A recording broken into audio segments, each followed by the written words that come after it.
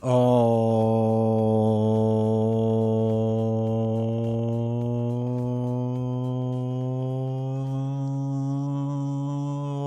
right, chat. I know it says test a lot, but that's because we're testing it. Oh, wait, there's still something back there. Is there? No, that's the corner of the room. Okay. I used to have a dark thing there, and now it's not there. Perfect. Whew. We're figuring out the stream day by day. I decided I wanted to update things because I was not upset with how it was, but I was like, it could be better, right? It can always be better. So I'm hoping the new chat boxes are better, easier to read. I think there'll be less of them on there, but we can figure that out. We can actually make it smaller, so it can fit more. But I know people with the multi-chat read different things. So your hoodie could be better. That's fact check false. It's the best hoodie you can get. I actually have a better Buffalo Bills one, so it could be doing that. Beast now, welcome. I'm also hoping my chat bot on the back end is better to see. I hope. Maybe. I don't know. We'll see. All right, let me catch up with YouTube chat really quick. So we got Alex. We are finally dropping Mediacom for our internet provider. They have monopoly on the Midwest. Here, and especially the town I live in, night and day difference, super fast. It's amazing. We have a monopoly too. We are stuck with our service provider. I think I told this story before where in our area, why does it have a little star next to you? Oh, because you're a member. Oh, it doesn't show the badges for YouTube though. Interesting. Okay, it just shows that you're a member. Interesting. Anyway, so we also have a monopoly out here. Our internet service provider is absolutely terrible. I want anything different, and unfortunately, we can't get that yet. So maybe one day. Tiger Fair, oh, D's messing with the settings. Expect blackouts in Peoria and Oshkosh. Nah, just chat was a little screwed up the first time. If you were here in the very beginning, you just saw like a giant chat. Because for some reason it did it weird, but whatever. Welcome, Tiger Forever. I need to pull this game out of storage. I have the entire saga, but man, it's a table hog and it's definitely not set up friendly. What, Lord of the Rings? Yeah, it could be a little tough sometimes. I need to also put out Lord of the Rings Journeys Middle Earth again. Minority, but I like the app-driven aspect. So for me, the app was, ooh, Honorable Vikings thing is like going over. Nah, whatever. So for me, a big part of it, oh, I could pause chat now. Well, not pause it for you, but pause it for me so it doesn't scroll down. That's nice. I was one of those haters of the app to begin with, and I've slowly come around. Not that I've played it, but I've come around on the idea of app-based games. Like, I don't hate the idea like as much as I used to. So yeah, I need to try it. Maybe because of the Halloween pass or the fact that all the news surrounding Arkham next chapter. I'm playing more Arkham recently. Let's go. I think not next week, but the next week I'm gone, but the following week, because we will finish the Lord of the Rings, the first cycle. That window's not shut. That's going to annoy me. The Arkham set, I think we're going to start next week on Wednesdays, I think is what we're going to do.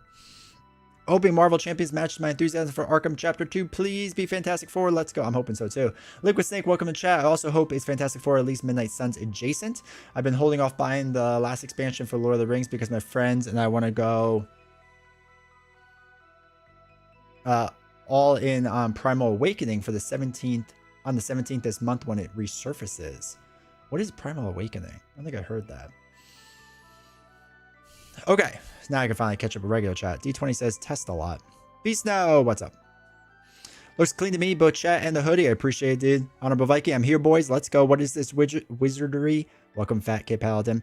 Yeah, so we updated this because I wanted this to look better. And I don't know if people like the icons. Like, you can see Alex's and Honorable Vikings. I don't know if that's good or bad yet, that people like that.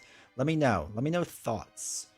Because we can get rid of that. And I think it would bump the text over, but I'm not 100% sure.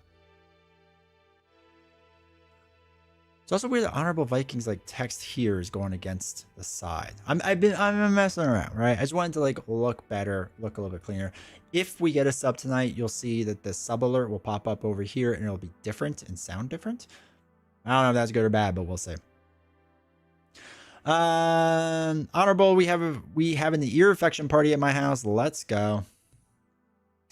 Luckily, my son didn't get a ton. I mean, he got some of them, but didn't get a ton. He gets started because I'm in the cool group. Yeah. Oh, I gotta close the blinds in the back. Drives me nuts.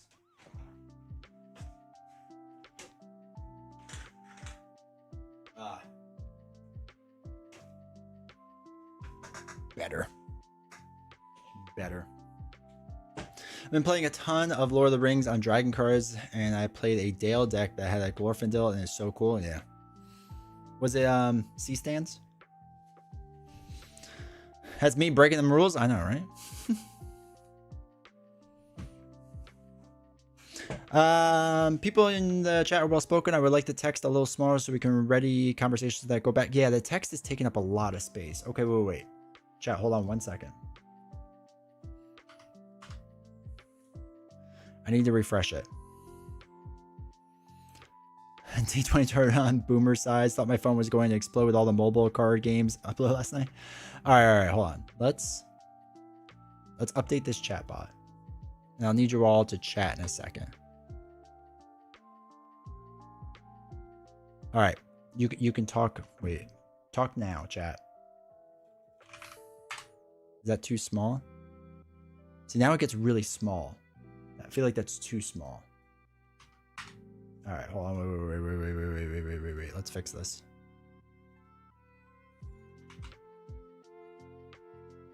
Okay. How's that? Like, how's that size? Is this easy to read? I don't know if that's easy to read. And then this way it can fit more on there. And I know a lot of people like watch like phone, like on their phone, so I don't know how like it reacts with that and whatnot. So I don't know if it's C-stands or not, but I liked it. The one had a starry deck. Yeah, it might be C-stand. I don't remember though.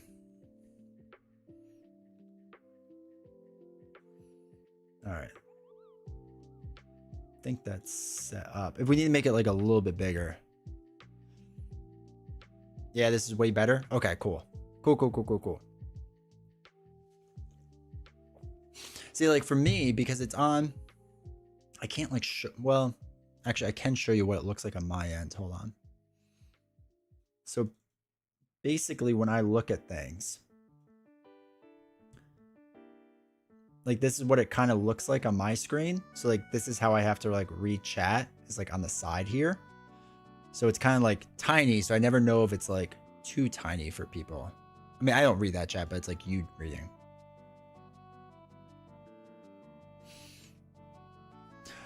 Mongoose, welcome in chat. New text formatting. Who this? I know. Tiger Forever failed test. I'm driving, so I'll check to see if the font looks good. All right, sounds good. But yeah, because like again, on my monitor, like what I see, like if this is a normal size monitor, let's say, like for my size, it's like this big, and then the chat's like even smaller, versus like what you all probably actually see.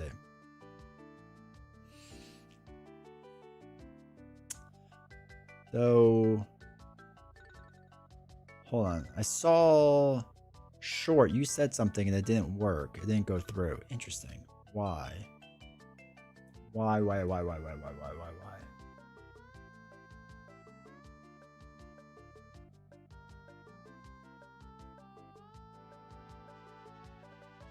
Okay, so those emotes work. Fat Kid on Kick. Short, if you're there, can you do it again? Can you say something again? Crashed into a tree. Paramedics is trying to help. Hey guys, does the font look good? Yeah, I mean, important things, right?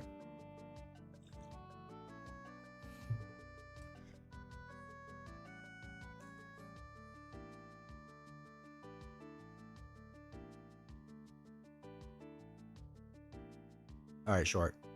That's good. Thank you. So it worked that time for you. All right. Cool. Cool. I don't know why it didn't work the first time. Whatever. Seeing wearing Bills makes me remember Sammy Watkins and Nuke Nukesome. I don't know what Nuke Nukesome is. Sammy Watkins sounds familiar. Why does that sound so familiar in my head?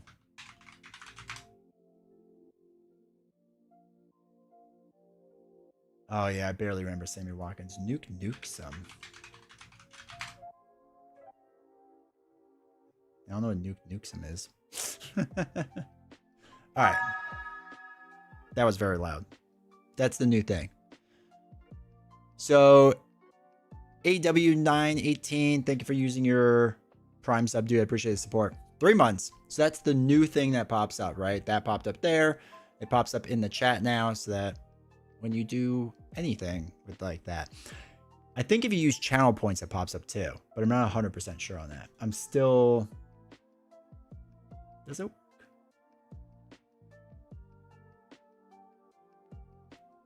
Yeah, Twitch. I think if you use channel points, it pops up. Yeah. Oh man, it turns that way down. Okay, so I have 2 different volumes I'm working with. Interesting. Okay, wait. That's interesting. So, interesting. So wait, let me use channel points myself.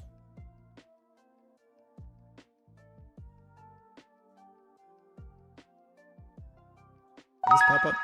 God, that's so loud.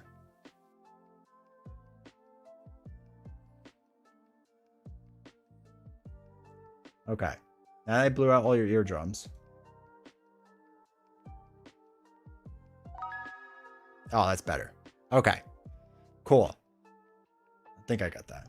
That'll be lower. The sound alerts will still be higher because that's on a different setting. I think that works. Holy cow. But yeah, so now your actual like redeemed points will now show up. Maybe it's good, maybe it's not. I don't know. We'll see. But AW, thank you for using your Prime sub, dude. Honestly. Enjoy your new badge. Figuring it out. It was one of those things that I was on a work call and I was watching another live streamer and I was just like, man, some of their stuff looks so clean and better. And then he does this, he programs all this and he's like, please use this and support me. And I was like, okay, no problem. I could do that. So that's why I switched to that and what I did with that. So yeah, very good. But anyway, hopefully everyone's week is going well. Hopefully everyone's doing well. Ooh, there we go. Had some credits piled up on Audible, so decided to pick up an alien book based in medieval times. So far, so good. Nice. Closing on the weekend. Let's go. Beast, did you play 20 Strong yet, by the way? Yeah, I want to get back on Audible, but usually I just wait until they give me like the free months or two. And they're like, you've done that too recently. So I can't do that yet, which is really sad. So I'm hoping soon-ish I can get that. Also closing in on Cloudspire, 20 Strong Cloudspire, and Dragon Etchenstone. I'm hyped. I know Cloudspire. Did we have to do anything for Cloudspire? I saw an email come through, but I didn't pay attention to it. I was going to play today, and then my brain didn't want to learn the rules. You had original 20 Strong, right? That you played? Yes? Or did you go all in this time on it? But yeah, I saw we got an email about Cloudspire, and I guess it was just things closing, shipping, or they got a container. What was the container note?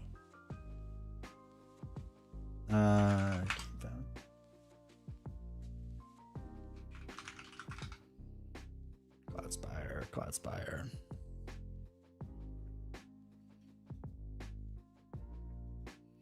First container. All right, so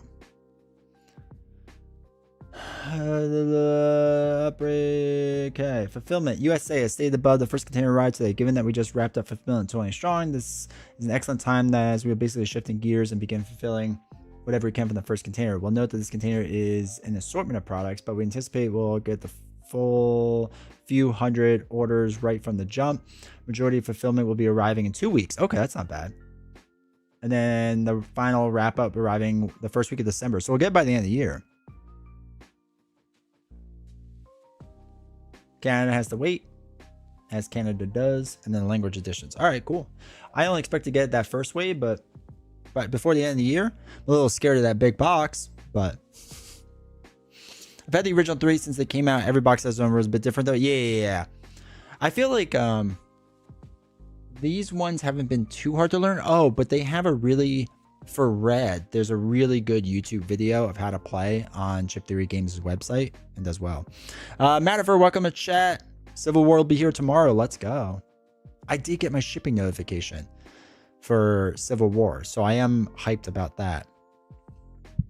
So it'll come, and then I won't be here to play it. So the following week, yay! D20 is only 2 months late.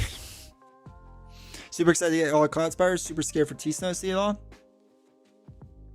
Bro, that box is gonna be so heavy. Well, you have 2 boxes at least. They're gonna be so heavy. Because, you know, they sell the trove chest and one thing. Cloud Spire and all the expansions. Did you get the minis too? Because the minis will be a separate box. But the game itself is like super heavy. My day of Mirkwood should be here Sunday. Let's go. After last week's Sports Fest, I'm in withdrawal waiting for my Tanglewoods. Want to play gold first? Nice. I got it all. I love it. The books are good too. The books are really good. I don't know what it is about Chip Theory Games, but like their books are like the only thing like extra. Like, you know, a lot of like games have like a lot of extra things that you can get or whatever else. Theirs is one of the few that like, yeah, I'll get it. I mean, I'll get the books and stuff. It's just so good. Where's the best place to get Lord of the Rings stuff if I got all the repackaged stuff? eBay, maybe. It's real tough, dude. Like trying to get the old stuff? Maybe eBay. Like it's really hard. I made a DC deck builder how to play video years ago on YouTube. I haven't checked it and saw it had some comments and views recently. Let's go. I was like, this isn't DC Legendary, folks. Nah, just let him know. That's funny, though. I'm so hyped for DC Legendary. Can't wait. Can't wait, assuming it actually ever comes out. Met my new lady friend's family last weekend for her birthday lunch and was asking what to get for an appetizer. Told her it was her choice since her day. Said no to her first choice. What was her first choice? What'd you say no to? Hopefully it wasn't like mozzarella sticks or something good. Brewmeister, welcome to chat. Hopefully you're doing well.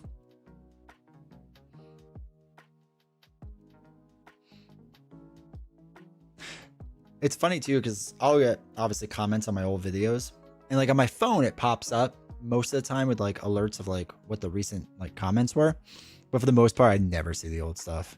It's too much work to go see it. Sorry y'all. I know people hate that, but Cloudspire Cloudspire is gonna be 50 pounds worth of boxes. BD, welcome to chat. Just took a break from some champs. Say hi. Hope life is treating you well. And if not, I hope it will soon. I appreciate it, dude. Life is good.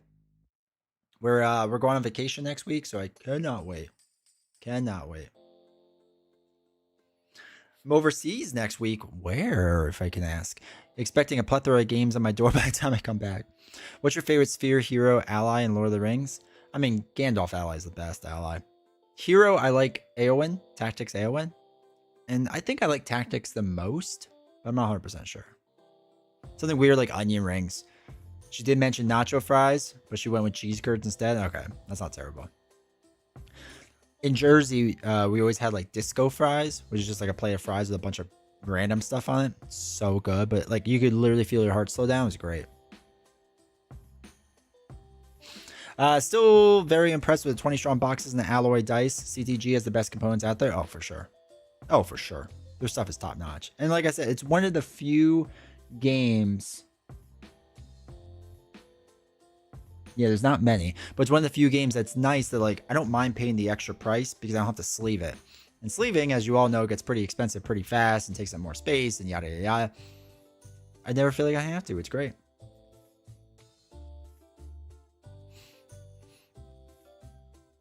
Denny the Tomato Guy is who I like to play, but I've only played once, so I'm no expert on Lord of the Rings. Do you have garbage plates or more upstate New York? Garbage plates? Oh, garbage. I know what you're saying. Yeah. No, that's more upstate. In Jersey, it was disco. It was, they had another name for it too. Now in Central PA, they're the only place that really does it is TJ Rockwell's does it in Central PA. They call them rhino fries, I think is what they call them, and it's good. Does Denethor have tomato abilities? He should. I don't think he does though. That box also has room for years worth of expansions. Love that. Yeah, they future-proofed that box so well. Like, it's weird now because when I open it up, it's just like this small little spot, right? It's like it just like a little bit, and that's it.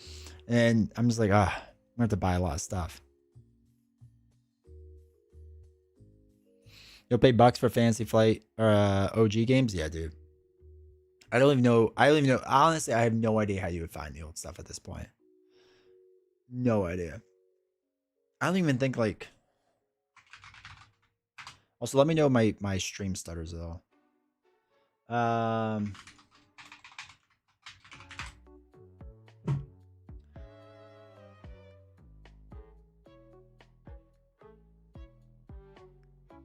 Yeah, like the old stuff doesn't even come up on Game Nerds. What about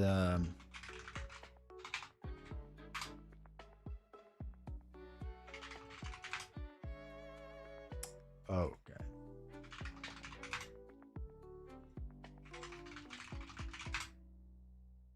God, I hate their new website.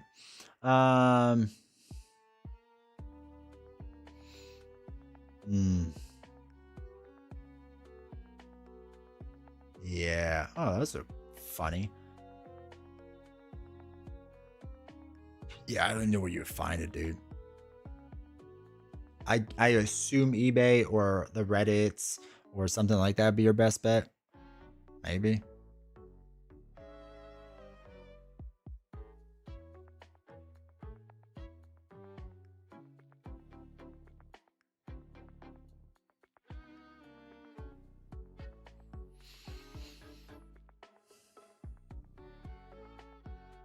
But yeah, it's tough.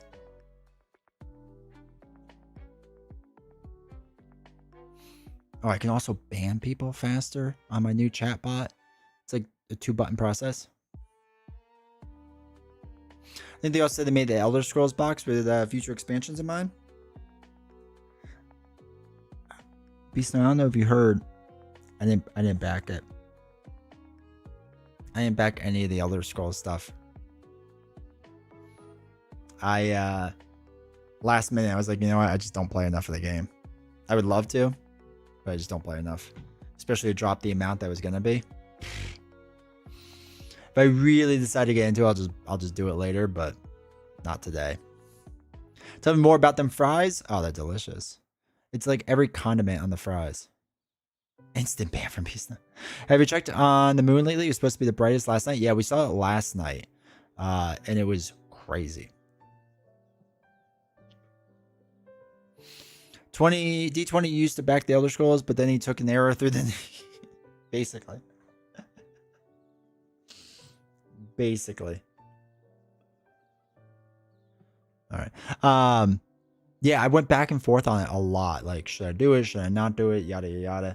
And yeah, at the end of the day, I was just like, I can't. If I played the game more, I would, but I just don't, sadly. So, who knows? Same here. Decided last minute not to back Elder Scrolls. Hey, Cable Shift, welcome to chat.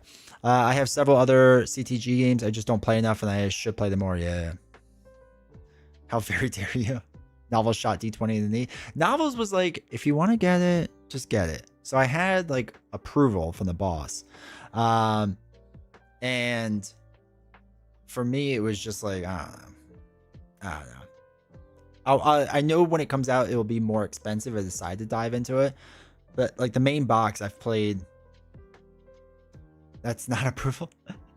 I mean, that's as good as it gets. with novels that basically that's what I get, which is more than fine. But it was just one of those things that just like I haven't played the main box yet. I have so much content in that main box still that it's just like, and I wanted to get the other stuff, and if the other stuff could have fit in the main box without having to get other stuff, like I would have really contemplating it. But I mean, that box is jam-packed. I did want to get the chef expansion though. I kind of wish I would have backed it for that, because like that only seemed like a handful of cards. But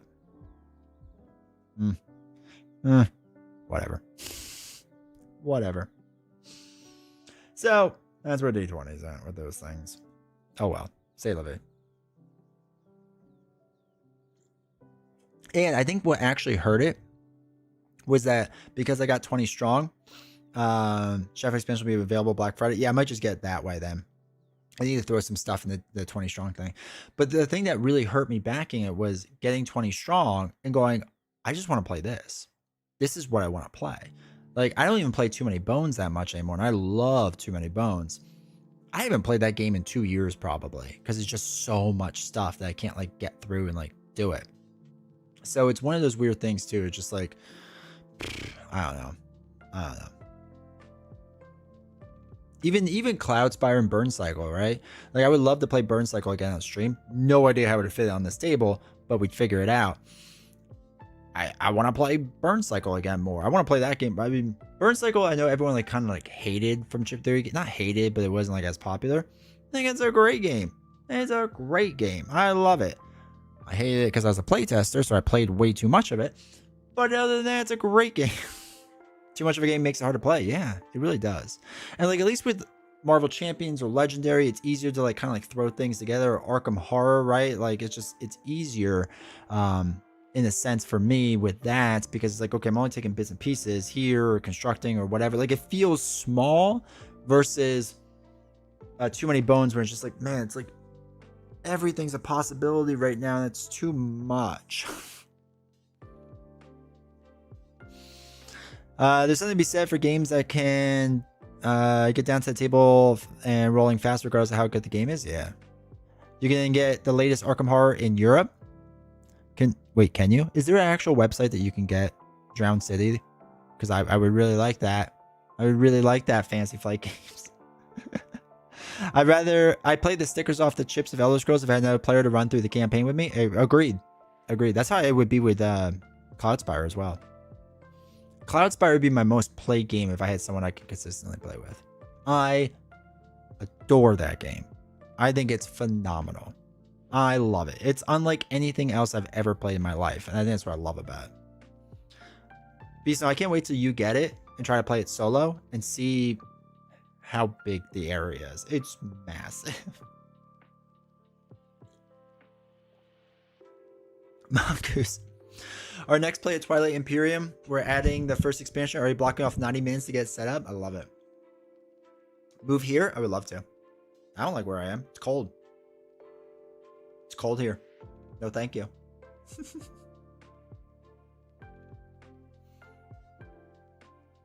We did that, Mongoose, with the War of the Ring. We'd have to set up the night before because it would take like an hour or 2 hours to like set up. Just because like where you have to put all like the little minis, right? Love that game. Love that game. Hate setting it up. Does your LCG have a website? Because they'll ship it, I'll pay for it. Of the Marvel Champions expansions, which one would be a hard pass play for you? If I was to do it again, Agents of S.H.I.E.L.D. I could skip that entire wave. I mean, I really like Winter Soldier and Silk, but the box, I could skip it. I kind of feel the same way with Next Evolution too. After that, I mean, those are my two least favorite by far.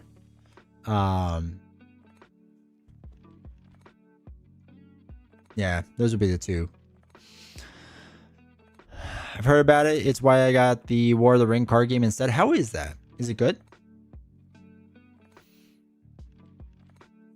We got the Seven Wonders Duel Lord of the Rings version of the game.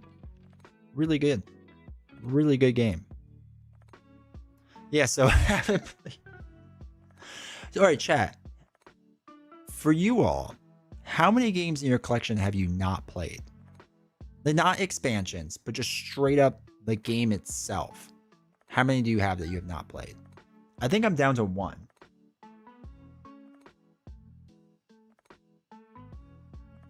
2.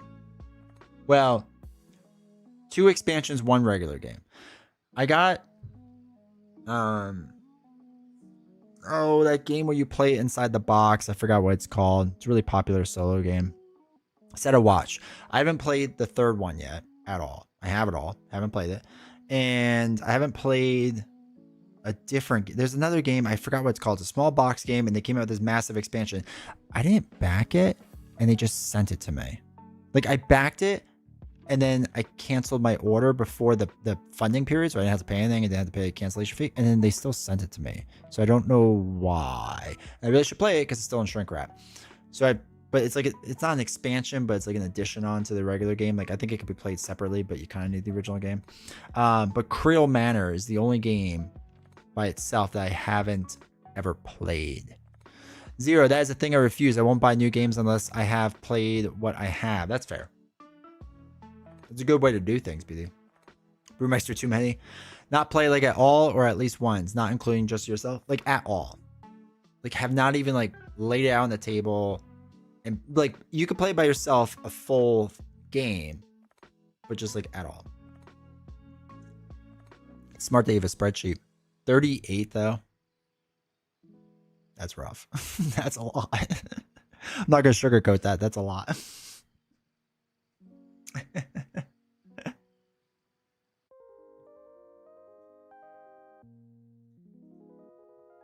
I put up on Twitter the other day, earlier, that was asking a lot of the board game people there, like, how much could they dwindle down their games?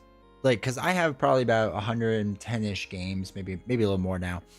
And I was like, oh, I wonder like what you could dwindle down to. A lot of them are like probably like 50 or so. I wonder if I could dwindle my collection down to like 20. Right? I would really like to just like dwindle down a lot.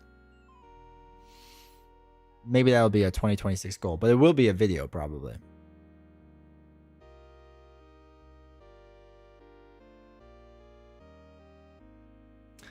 Half Price is getting a haul here shortly. It's tough. That's what gets you with those sales, and you're like, maybe I'll play it. Maybe. I also own like a crazy amount of small box games, so they just take up no space. So I don't mind them, but Root. I even bought the expansion to play it solo, but that box is still in plastic wrap, dude. Godspeed playing Root. It's a great game. It's a terrible game to learn. I hate learning that game, and I almost hate it as much as teaching that game. Once you play it, it's great. It's a really great, fun game. So I have 2. 1 because the playmat that came with it was folded and it still hasn't straightened. Dice Throne because my brain hasn't wanted to learn the rules yet. Dice Throne is simple. You'll get there. It's a lot of sales mainly. Buy a game or pay for shipping. That makes sense. I've gotten to the point where it's just like, I'll pay for the shipping. I don't care. I went a bunch on CMON games and they take up so much space. Yeah. That's how it was with, for me with Etherfields. I'm a big Etherfields fan. I love that game. But I went all in on it way ago. And I want to play more of it, but it's just like, I don't know. We'll see. You know what I mean? I pretty much only played 20. Oh, wait. Dice Throne is real easy. Battle Yahtzee. Yeah. I pretty much only play 20 games nowadays, but it's hard to cull them down to that few. I might be able to get down to 100 though. Yeah. Well, it's like weird too, because like, you know, I have some party games which I like from like my non-board gamer friends, right? So I like the idea of like having that for them, or like to get people into the hobby or whatever else. And that's like you need like 4 or 5 options. And if I'm trying to dwindle it down to 20, that just took out like a quarter of what I want. You know what I mean?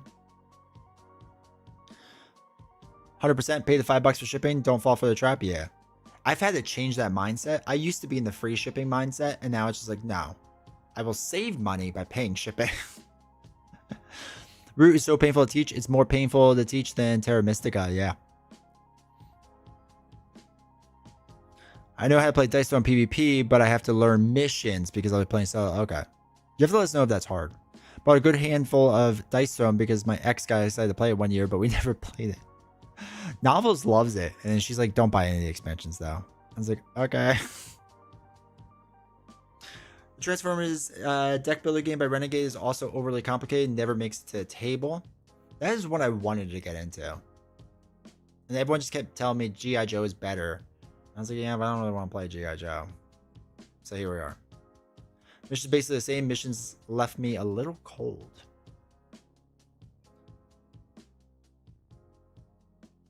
I just got my first big Lacerda game and I have no idea when the behemoth is going to hit the table. Which one did you get? Which Lacerda game? I love Lacerda games, but I did sell them all except for one. I kept one game, but I had all of them, sold all of them.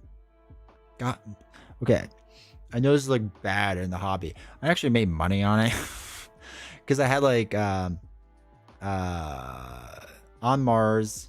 I had the car one, whatever that was called, and what was the other one? Lisboa. Sold all of them. Which is funny, it's something like Scythe is so easy to teach you. I also have the Scythe big box because that was getting out of hand, and that box is nice. Oh, the new one. Okay. You have to let me know how it is. The only one I kept was the art one. The gallery? Or the gallerist, whatever it was. Because it was easy, straightforward. There's only 4 things you can do each round you play, but man, it's good. The solo is pretty good and straightforward too. But I haven't checked out his new one. I have like the smaller version of Lisboa that I think he did. And I actually, no, that's another game I haven't played. I haven't played that one. I forgot that it existed. Should probably do that. Meh. At some point.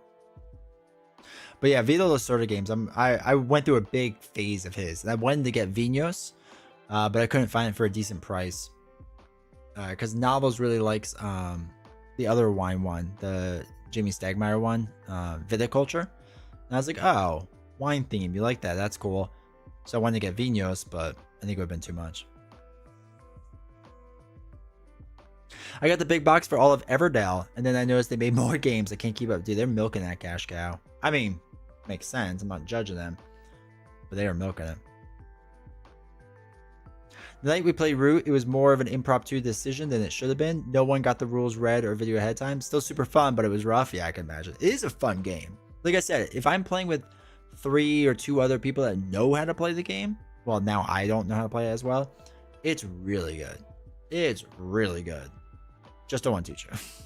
I'm still in shock that you're back at Elder Scrolls. I know. Hell, it is freezing over. I just can't do it. I can't justify it. I have a few of the smaller versions of his games that are more easily digestible. Yeah, the only one I have is the Lisboa one, I think. I want to get into Elestrals, but I'm holding back on it. 1, because I don't need another card game in my collection. B, I'm dying to play it, even though it's all over my YouTube feed. Everdell got that back to the table. We didn't enjoy Everdell. It was not a fun experience for us. It was weird. I'd rather go blind to Mice and Mystics again. I heard that was a good game. Mice and Mystics. If I had a good group to play, I would do that. Days of Wonder games, some of my favorite, to be fair. They did Small World, right? Small World I really liked. Anything a Chappelle stretch pay is a hell of a drug. Yeah, dude. I saw Tigris and Euphrates is finally getting a reprint. Looking forward to that. Is it who's doing the reprint? Is it like a Steamforge or because Steamforge is doing a reprint on something that was a classic, right? Terra Mystica. Terra Mystica is a really good game. Really good game. Hate teaching it. But I saw that they're doing a reprint of it. And it's funny because everyone hates Steamforge because they make bad games. Like, not bad, but they're like the way it works isn't great. But their components are usually good, so this is probably going to be pretty good.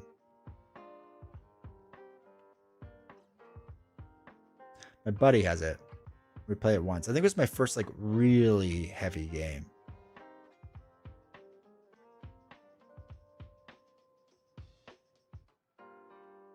$288. Oh. Deluxe metal coins. Nice. Arkham, Marvel Champions, and Final Girl. Maybe Star Wars Imperial Assault. And I'm okay if that's all I have. Earthsworn and Isofarian. If I was able to carry 50-pound game outside the fire. Isofarian Guard is good. That's another one that I don't know if I want to sell or not. I love Isofarian Guard, but man, that never hits the table. Everyone knows somebody who's trying to bring brass to the table. Stop trying to make brass happen. I remember my buddy got it, and we played it. And it was really good. It was really fun. Never played it since. Because it's such a heavy game. That like for Novels and his wife, not that they couldn't handle it, but it was just like they wanted to hang out, right? They wanted to hang out and play a game. Not that it's light or not a light game, but just like a fun game to hang out. And it just that's not it, you know? It's a great heavy game, but that part of it stinks.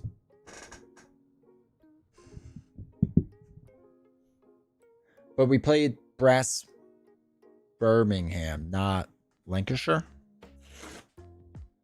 So I don't know how the other one is. But yeah, I think if I was to trim my collection down, I mean, obviously Marvel Champions, Final Girl, Arkham, Lord of the Rings, 20 Strong, Legendary. I'd have to add Swoo on for Novels. Ashes. Ashes Reborn for sure.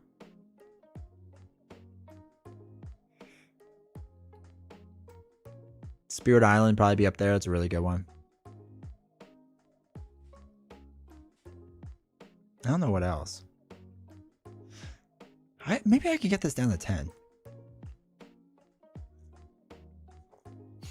Edge of Darkness is one of the coolest games ever made, but it's hard to get the table. Is Edge of Darkness the one where like you layer cards on top of each other to like build out things? I can't remember if that was that.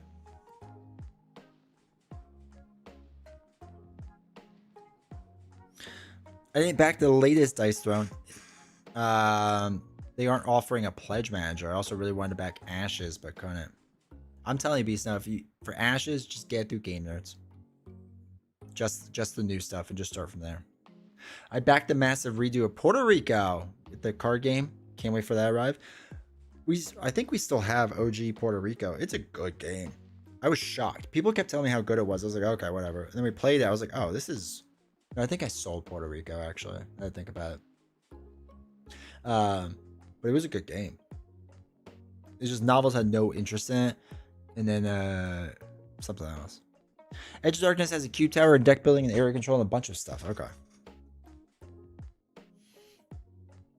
That reminds me of God, what was that game everybody loved? And I hated it. I sold it so fast.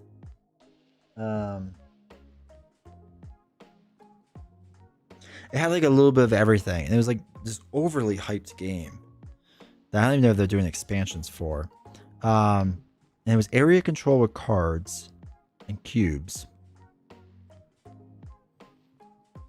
God, I can't remember it now. Dwellings of Everdale? Is that what it was?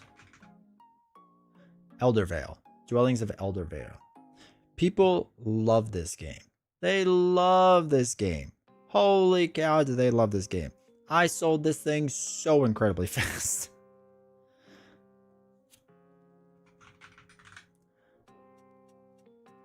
What else do they have? Minotaur. Oh, they haven't done more expansions for it. Interesting. Yeah, I sold that bad boy fast. Do what I did in your place. Lorcana, since it's in one box, if I could go back to get one game from the fire burning my place down. Yep, Dwellings. If I had Mystic Veil, card customization too. Didn't try just Wait, didn't try just remake that in Space Theme? I don't know, did they? The Space remake was so much easier to get your hands on. What was the Space remake called? Just buy the new stuff. I mean, I like kind of know you. I'm just saying. I'm just trying to help your wallet, man.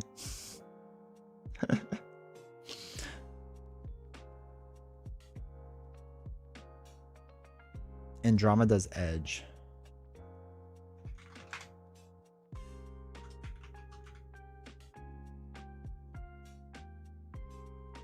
Oh yeah, yeah. It replaces dwellings at Eldervale. Interesting. Okay. That's some fancy minis. Yeah, this does look very much like it. Okay.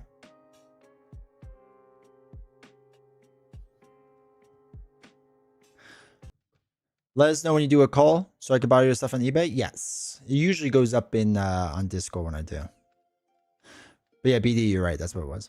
First time you ever tried to help my wallet? I'm confused. I don't know what to do with my hands. What do I do with my hands right now?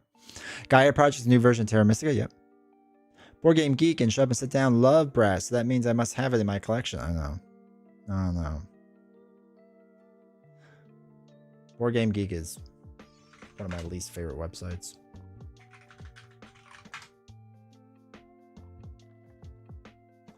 What is their overall game still? Oh yeah, Brass Birmingham, Pandemic Legacy, Arc Nova. Oh, Arc Nova's up to 3. Gloomhaven down to 4. Still way too high. Should be down to 1,000. Dune. Oh, War of the Rings, 7th. Terraforming Mars. I really like Terraforming Mars. Rebellion I really want to play. Or I really want to get, I should say.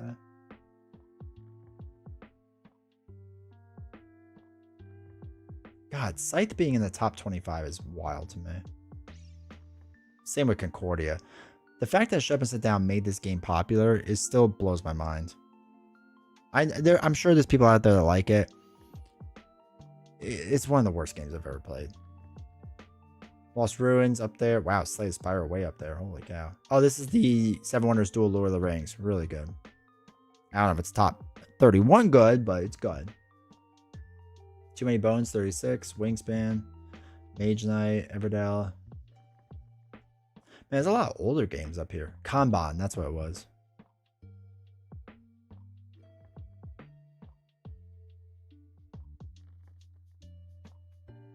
Are we finally peaking where brand new games don't get shot up right away? It feels like back in a couple of years ago, every new game would just like shoot into the top 50 and then slowly fall down. Yeah, I was so close to getting KDM. I'm so happy I didn't. Nothing against it, just I don't have space for it. Huh.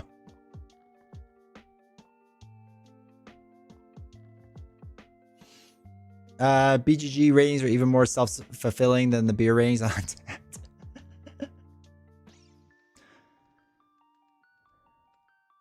You'd be baking by the time you get all the games that fire. You know, I wish I kept is my Lord of the Rings LCG that came out with the movies. That would be nice, yeah.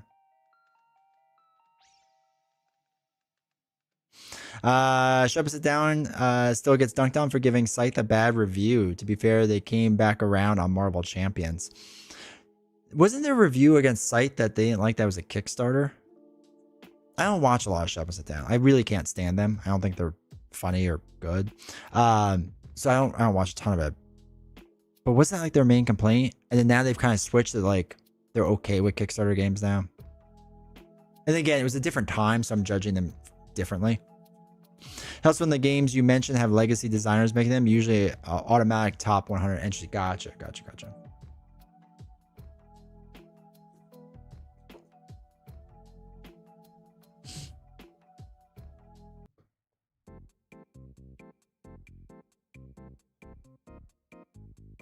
Hold on. Let's see if this works. Okay, there we go. But yeah, it feels, I don't know. It still feels like to me that the hobby is like slowing down. Like people are just kind of like investing in like expansions and the same thing, and like not many. I feel like there hasn't been recently any crazy breakout games. You know what I mean? It feels like 3 years ago, 4 years ago, we were getting like a breakout game every month where it's just like, man, this is like amazing. And now, are we? I don't know. Maybe I'm just not paying attention enough. I skip most legacy games. It's a hard time justifying a one and done board game. That's fair. My buddy has Pandemic Season 1. I really want to play it. I want to try it. We just got to figure out when we can play 12 games of Pandemic in a row. First encounter card Marvel Champions for me is always moving the chunky, fluffy cat out of my way.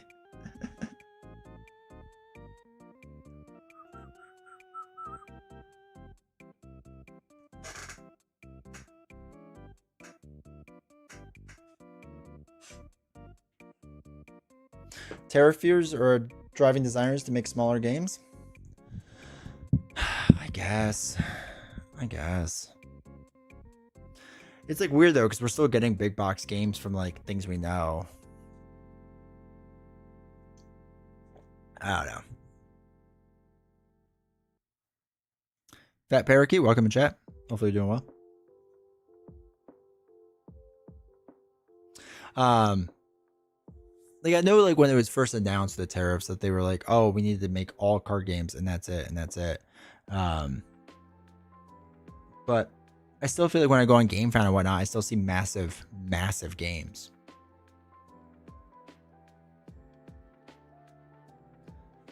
Kind of wish Bucky's kit has support card for his cat. It feels kind of messed up a little bit, since you know it's in the art.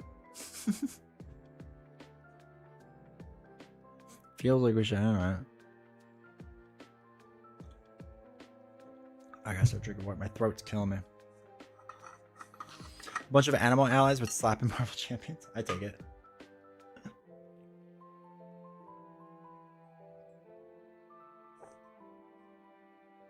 I think Terra stuff is so volatile, they have no choice but to roll with it.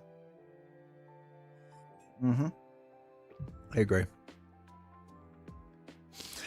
I just played Rush Winter Soldier. There ain't no time for a cat when you punch their face. Yeah, but like you could put the cat just to watch. Maybe the cat smacks. Marvel now has a small add-on pack for sidekicks.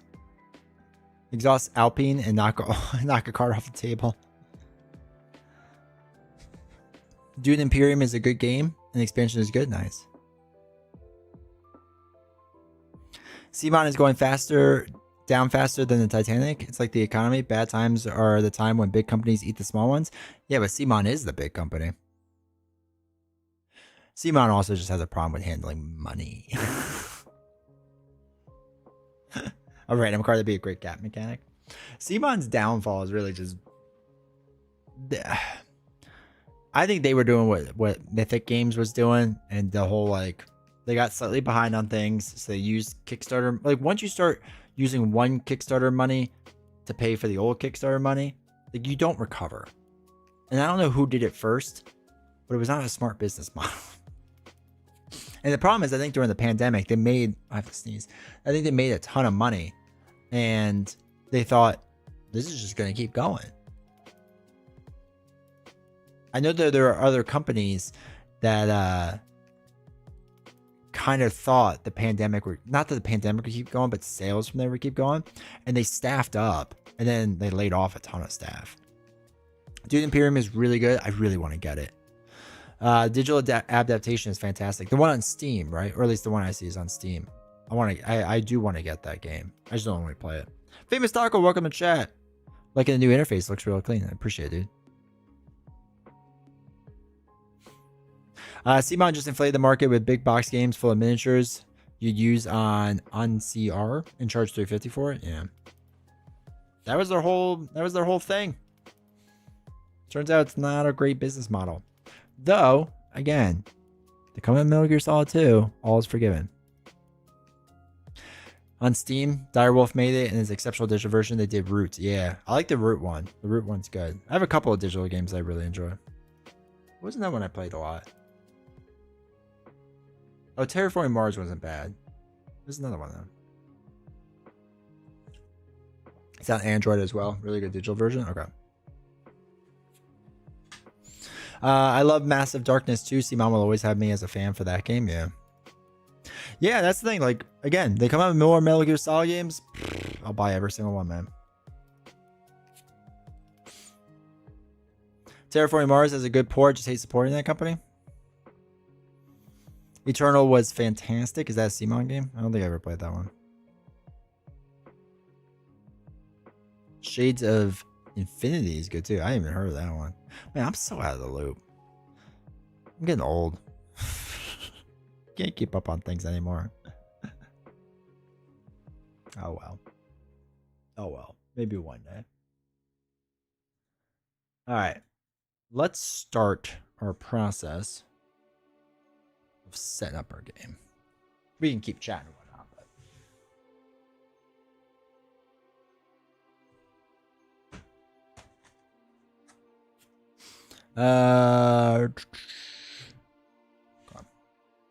oh, we don't need heroes and villains. That's for sure.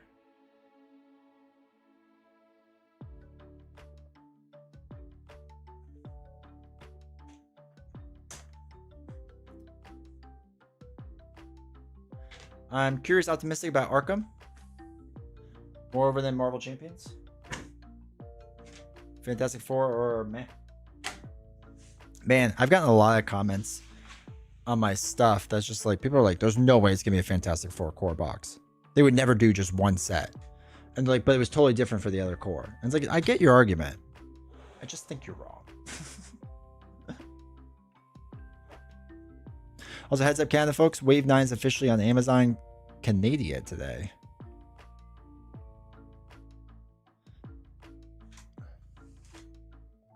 Winter Soldier sold out? Yeah.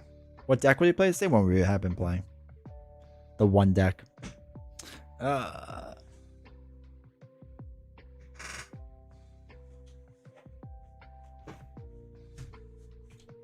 right, we need Return to Mirkwood. Spiders and Little Dog Fists. Wilderlands and Spiders and Mirkwood. Yeah, Winter Soldier was a really good hero. Can't say I say about Captain America.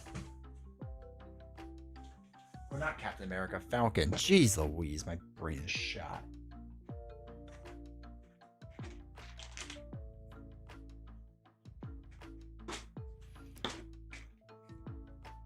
A new core has to sell big, meaning it has to appeal to both us and new players. So it's got to be big names. Fantastic Four, Defenders, or a mix of big Avengers. A lot of people were saying, I was really about to get banned.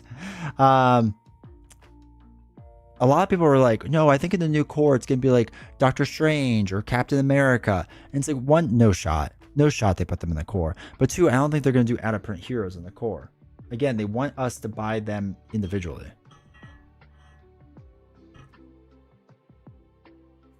I have a weird quirk that I have to have heroes that would fit the scenario, otherwise I feel weird. That's fine. I've done that before, and then I lose and I get angry. So I stopped doing that.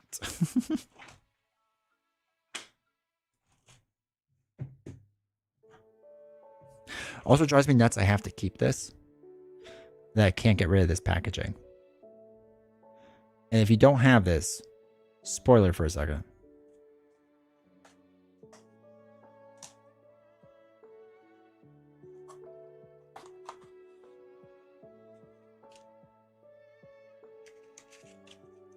Okay, spoiler. So don't look. But I have to keep this thing safe. Normal size.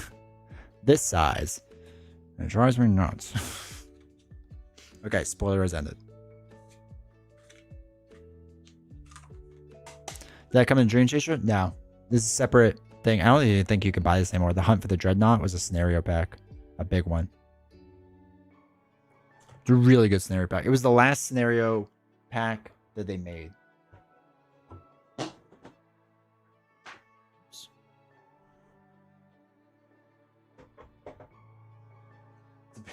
It is. It's really big. It's a fun scenario, though. If you can find it, it's worth getting. But you have to find it.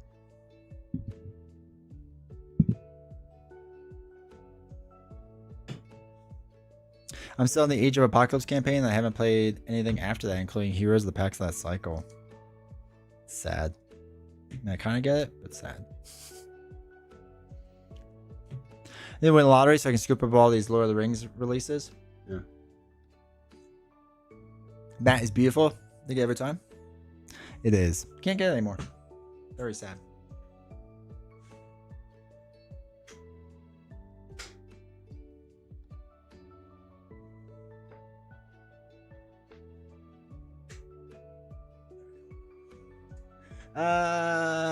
MD, welcome to chat. I'm a little behind the stream, but I only have 3 unplayed games at this point. Cloudage, Cosmic Encounter Duel. Oh wait, that's another one I have. And Civilization: A New Dream.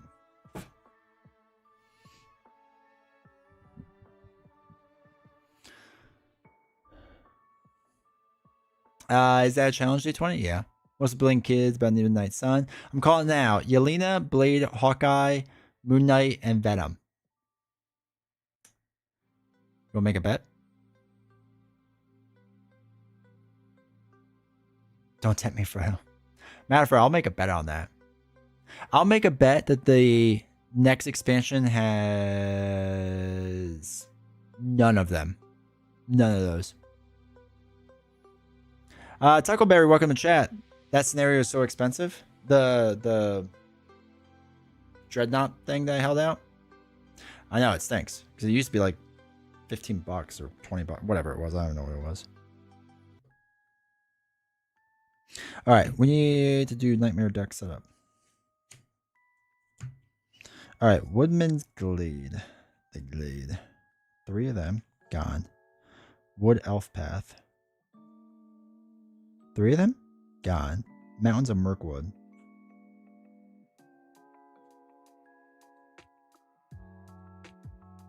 No.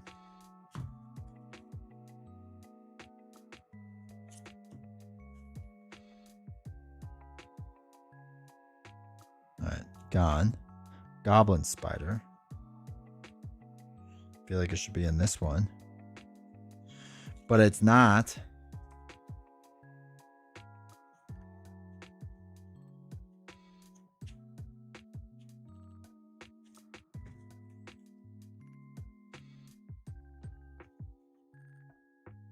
And by Goblin Spider, I mean Goblin Sniper.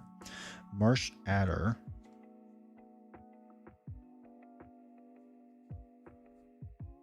Oh, there it is. 2 wargs. Gone. The Brownlands. Gone. East Blight. Gone. Okay. All this is gone.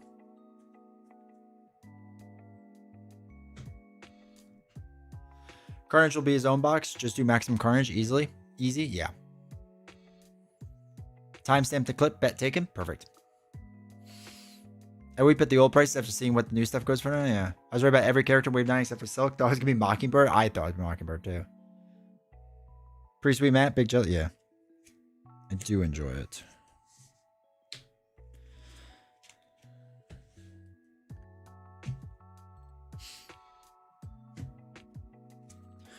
Alright, we need to get Golem. Choose a player, guard Golem at the start of the game, and place Golem in front of that player. Then shuffle the encounter deck and reveal 1 card per player from the encounter. Okay, do that in a second.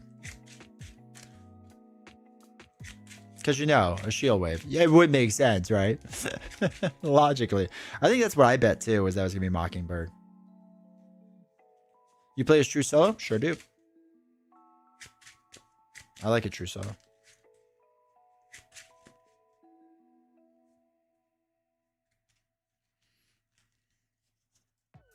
Alright, so we have to... That card is a mess on it. At the beginning of the quest phase, the player who is guarding Golem must either exhaust the hero he controls or resolve the when revealed effect of the topmost Tantrum card in the encounter discard pile. Okay, gonna be exhausting a lot. Got it.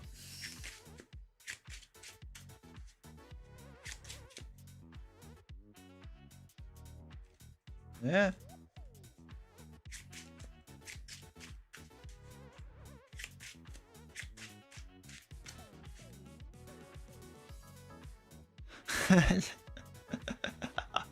So when FFG was like, I'll never see Silk coming. Now let's put a staple protection upgrade in her pack. It stinks too because they did it right when like Sinister Motives was tough to get. I think she would have sold well if that was still around. The game that started my board game debt. Yep.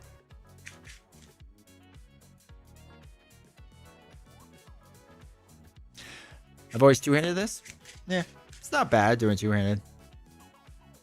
It's definitely tougher solo, but meh. We never shy away from it, right?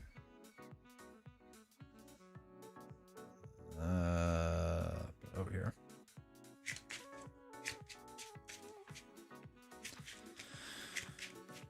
Okay.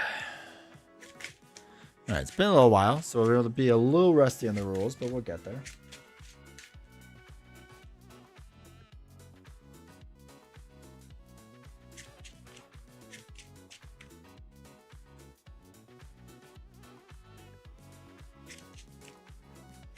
Sorry, we have to kind of go fast because Gollum is useless. Found you and Nelson 70 years ago on a joint stream and you guys just enforced my money spending? Yeah. I won't admit I bought 4 Magneto Hero Packs for 4 Face the Past. Do you play with that card a lot? I thought I would play more with it. I never do. Alright, 18, 31, 28.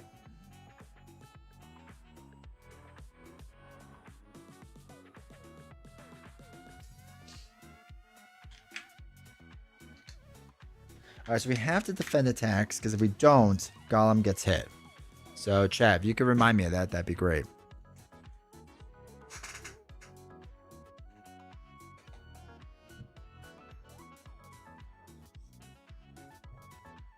Alright. Reveal 1 card. Alright, ambushing orcs. Sounds absolutely terrible. Deal with that a little bit. It's in all your decks? I love it. Alright. Mirkwood. It's going to be tough on Nightmare. At the beginning of the quest phase, the player's guardian golem must either exhaust a hero or... Okay.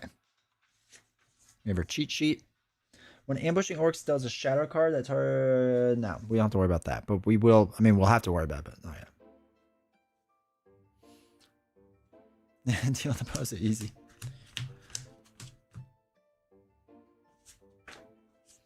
I always forget Mulligan in this game. Shuffle it in. Okay. Move at great speed and distance. Hey, no, welcome to chat. Alright, unexpected courage. Gandalf. I mean, Vilya is what we would like. But readying someone early on is massive. Because if we have to exhaust every time anyway, it'd be nice to be able to ready them up. And we have both of them, so we could do it on one and the other. Meat's back on the menu. I think we keep it. Ugh. Boys. Alright. Let's do it. Oh, see, look, it works. For no. The clapping emoji actually, like, claps. Yay. D20 could do something right. Metaphors didn't work, though. I feel bad. Alright, resource phase. Each player adds 1 resource to each of their heroes. Everyone's getting stronger.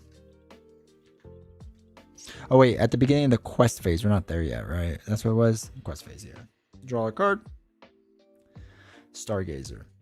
Have Sabretooth vibe to it? It has a I'm gonna die vibe to it. Does that count?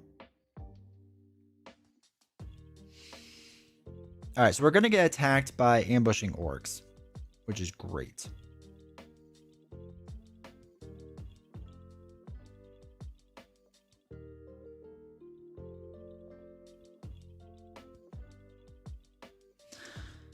I think what we do is we one-shot it with AoE in the beginning. And hope nothing bad happens. Was it rainbow? Oh, there we go.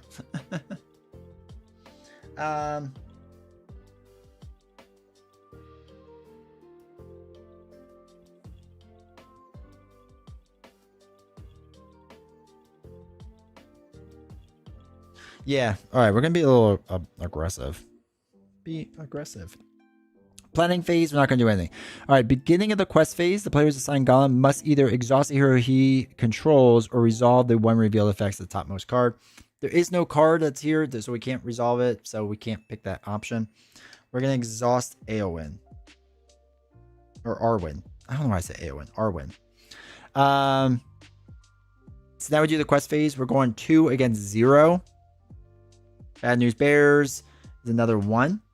After it engages you, okay, we don't have to worry about that. So it's 3, so we're up to 31. I'm hoping we can get what's his face in soon, Gandalf. Travel phase, we're not traveling anywhere. Encounter phase, he's going to engage us. We're going to have Elrond take this hit. So he's attacking for 4 plus nothing. Defense 3 takes 1 damage. Now we use Eowyn's special ability to raise your threat by 3, brings it up to 34. And she swings for 10, one-shotting him. Hey. Deal with combat stuff. That's fine. Refresh phase. So each of this goes up by 1. This goes up by 1. Back to the top. We have to worry about this guy engaging us. All right. Everyone gets 1. Draw 1. A test of will. Cancel 1 reveal effects. That could be really good. Let's... I'm going to throw away Gildor now, so I can put 1 more resource on her. Oh, wait. At the end of the round... No. Oh, yeah, shoot. At the end of the round, raise your threat by 3. 6, 7, 8. And there's something else. Right? No? No?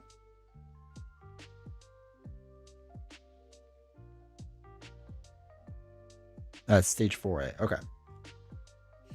So, oh yeah, we threw away a card. We got that. That mat is sweet. Yeah. So, let's throw away 2 to put Unexpected Courage on Arwen, so that when we have to exhaust the beginning of the quest phase, at the beginning of it, we can immediately bring her back up. So I'll try to put those cards a little higher so you can see that. 2, 3, 4, 5. I think we put Gandalf in.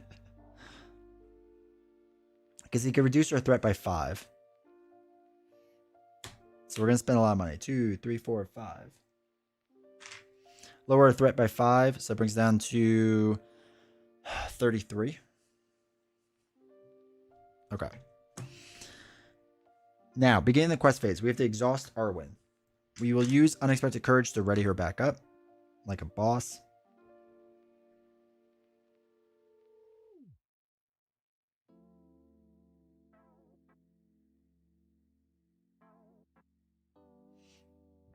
Let's do... We want to quest hard. So let's do that. Let's do 4. And another 4. So it's up to 8 against the 1. So 8 against 1. Reveal 1 card per player. Ooh, Spider comes in. When revealed, each player must choose and exhaust 1 character he or she controls. That's going to be Arwen, unfortunately. Okay, so 8 against 3 brings us up to 5 out of its 12. We have to engage the Spider. We could let it attack Gollum. And hopefully it doesn't kill Gollum. Yellow. So, any undefended attack hits Gollum. 3. Deal the topmost Tantrum card in the encounter deck as a new shadow card for this, if able. Neither of them are tantrums, so it doesn't work. So 3 damage on the Golem. He's hurting if it's 5, but I don't really care. I think we'll be alright. Elrond's going to hit for 2, which only does 1 damage because he has 1 defense. Sad. Okay. And then this goes up by 4, right? Because Gollum makes it go up an extra 3, so it's 37. And we lose Gandalf. The wizard is gone. All this readies up. Next phase. Oops. 1, 1, 1. Draw a card. Vilya, let's go. All right, let's hope for the best. We'll use Elrond and Eowyn to play Vilya. We'll exhaust Elrond and Vilya. Big money, big money, big money. Hey, Jub Jub. Supposed to tie the Balrog. Spoiler alert. All right, Jub Jub's big for us because he can basically be our defender now.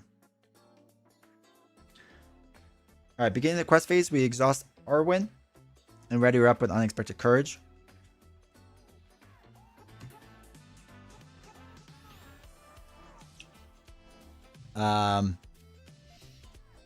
Now we can quest.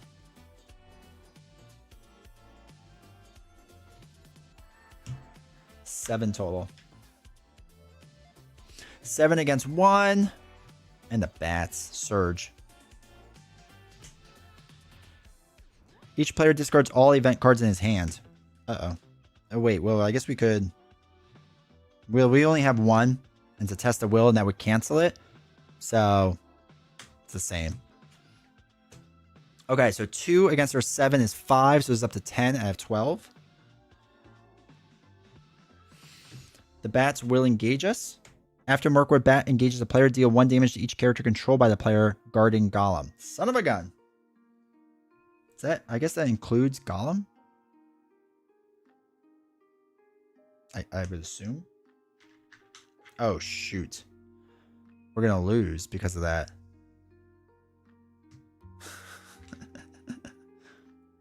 Alright, bad news is we lost. I assume Gollum would take the hit on that. And that's going to kill us. Because we can block the one, but we can't block the other one. Undefended damage has to go to Gollum. Son of a gun.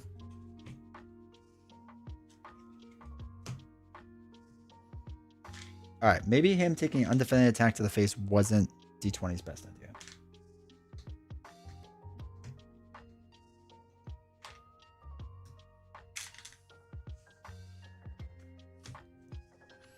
Let's try this again.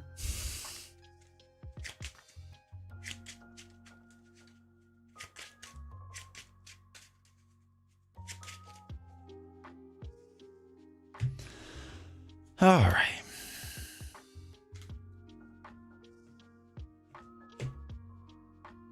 This goes back down to 20, 18, or 6, 19, 27.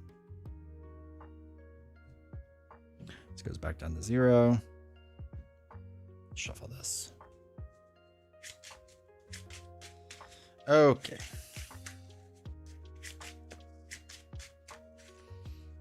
Damn you, MJ.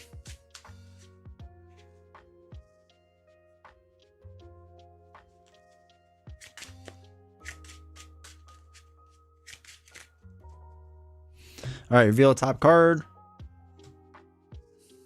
Active location. Okay, that's fine. Michael Jackson. Reveal 1 card, add to the staging area. Okay, cool. Let's try this again. I shuffle. Did I shuffle this? I think I did.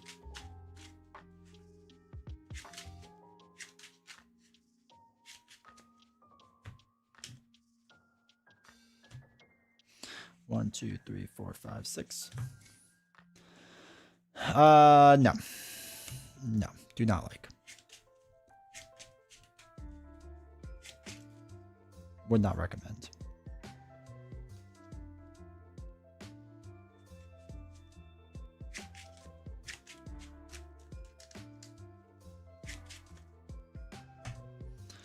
One, 2, 3, 4, 5, 6.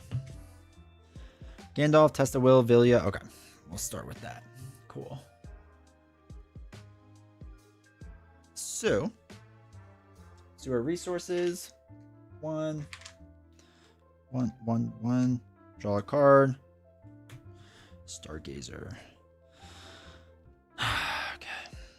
I'm going to throw away the Herald of the Dream to place 1 more onto Elrond. Vilya will play 1 and 1.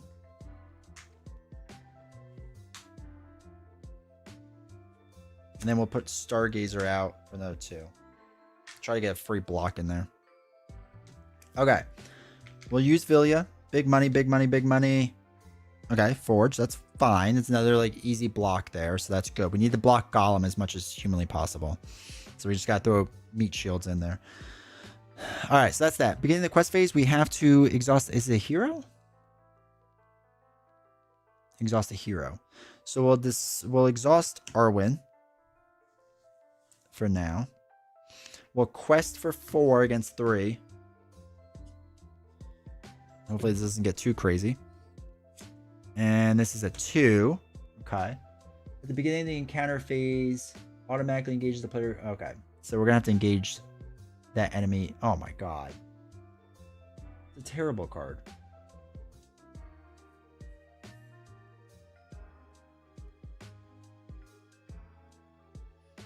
Alright, we'll deal with that later.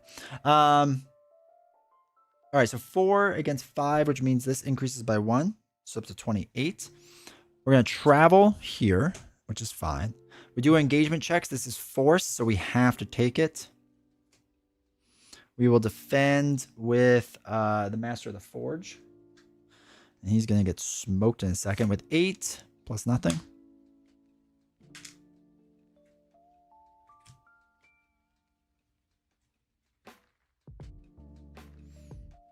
Okay. Refresh phase, we have to increase this by 4, so it's up to 32 because of Golem. And ready up. All right, 1 resource on everything. Draw a card. Jub. Okay.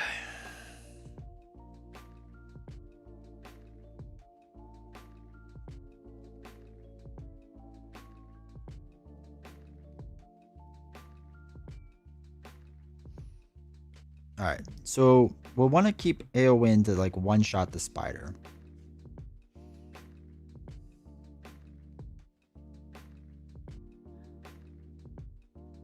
We'll throw away Glorfindel. He can be played from the discard pile to put a resource there, just to keep that going.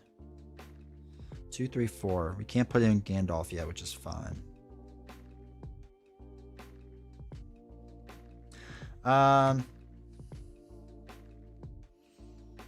Yeah, let's do Villia. See what we get. Be good. Be good. Be good.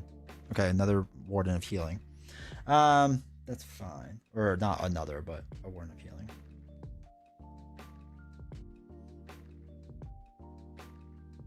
Beginning the quest phase, we'll quest with Arwen. And we'll do 0 versus 0. Card is... Was the active location, all treachery card effects that target the player go against Golem as well. That's fine, doesn't matter for us. So we get by 2. Alright. Spider's gonna attack the Stargazer for 8. Raise Plains defense by 4. Okay. So this goes up to 38. Stargazer gets knocked out. We're gonna increase it by 3, so it brings it to 41. To deal 10 damage to knock out this spider. And then this increases by 4. So we're up to 45. So we're really close to losing already. But that's alright. We can put Gandalf in soon. He's going to lower our threat. That will help.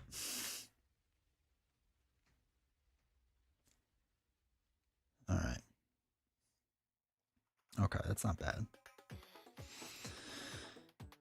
Alright. Let's throw away a Warden of Healing to get another resource. And we'll do 2, 3, 4, 5. Play Gandalf. Lower our threat by 5. And then we kind of need to go. Cap, how's it going? Plant Man and he looks hilarious. That's hilarious. Spider Stomp.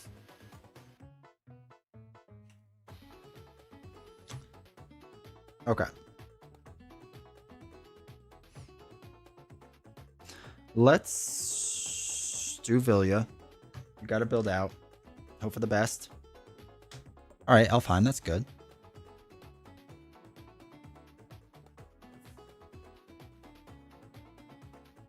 don't mind that. He's just going to help us quest. We have to exhaust the hero at the beginning of the quest phase for Nightmare. And then I think we just quest really hard.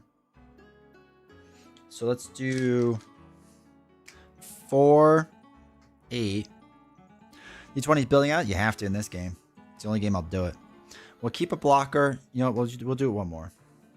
So that's 8, 9 total. Against 2. Raise the threat of the player who's gone by 8. No. Test the will. Cancel the when reveal effects. Because we were about to lose. Alright, so it's 8 against 2, so it's down to 6. This gets 2 on it. And it's discarded, so it's down to 4. So this goes to 4. We can travel here now. No enemies. Gandalf runs away.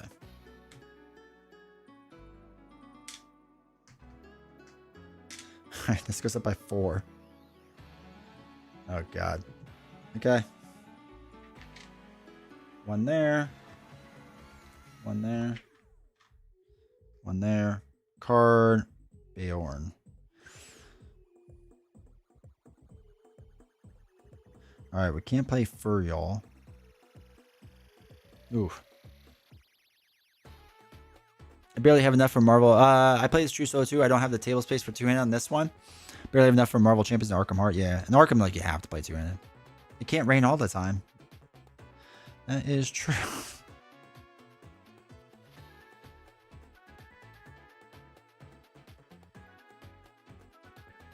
Oh, boy. Alright, let's do Villia again. Be Gandalf. Alright, Northern Tracker. We could get Jub out there. Yeah, we're going to throw away Beorn to get 1 more here. And then we're going to spend 4, 5 to get Jub out. Okay. Okay. We have to exhaust somebody for Nightmare. Then we're going to quest 4, 5, 6, 7. Against 0, don't be bad. After it engages, you deal 5 damage to a single hero you control. Well, shucks. Okay. So that's 1, so that's 6, brings it down to 4, so this is at 8. And we engage, which means it's going to kill a hero. Sorry, Arwen. She'd be dead. Alright, this little bee thing is going to attack us. Warden of Healing is going to take the hit. So it's 2 plus nothing. Second game in a row pulling Shadows turn 1. That's rough, dude. Alright, this goes up to 48. We're 2 away from losing. Again. And we're down 1 hero. Okay. Resource. Treebeard. Alright. We need Gandalf or we lose. Steward of Gondor is nice, though.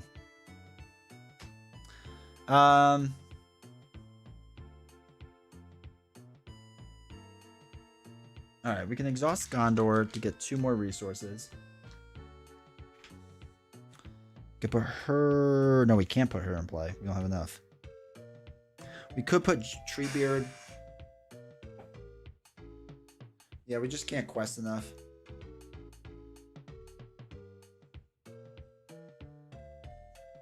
Okay. That's a loss.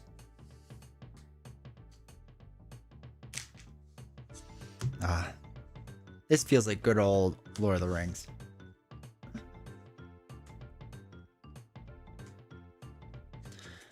Man, putting the 4th threat on each time is rough.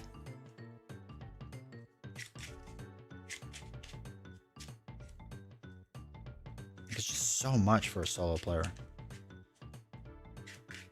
Since I can't pass it around.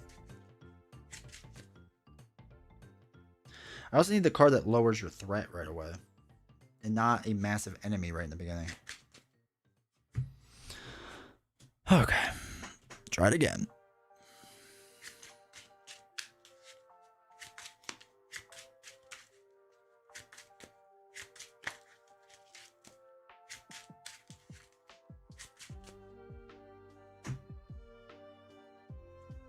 $28.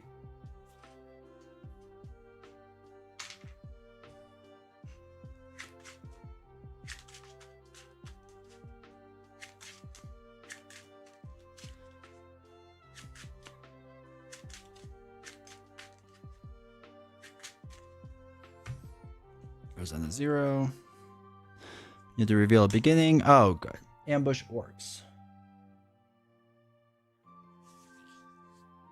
Which quest is this one? I had to step away for a bit and miss the beginning. This is Return to Mirkwood. This is the first in the original cycle, but Nightmare version. So the problem is the ambush orcs are really going to mess us up.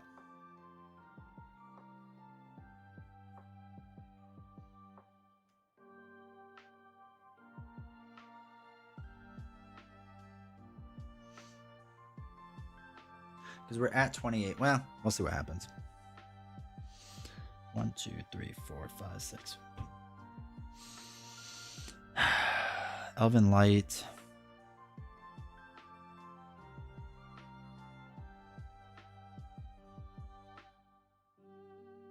Now. Mulligan.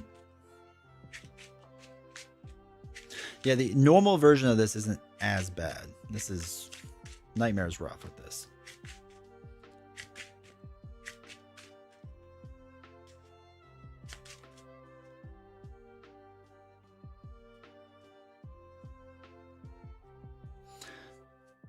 Ander Nada, welcome to chat. You're all good, brother. Hopefully you're doing well. Played this one on standard with the Sylvan starter deck. It wasn't too bad. I haven't tried it since I got the Nightmare deck for it, though. Were you able to pick up Nightmare decks? That's impressive. God. I'm mulliganing again. Technically, I lost. I don't want to keep going and just keep losing. There's just no way you win with that hand. 1, 2, 3, 4, 5, 6. Got most of them. Nice. This is like literally the same exact hand. All right, gonna mulligan that.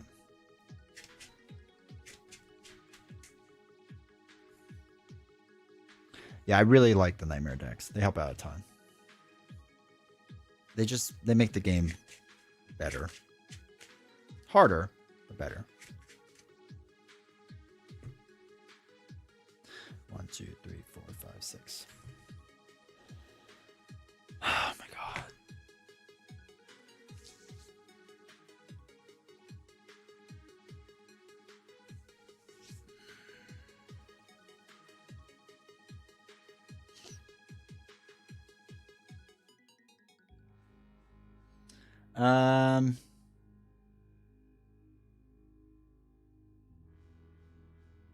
No, you're mulligan again. Don't judge me, chat.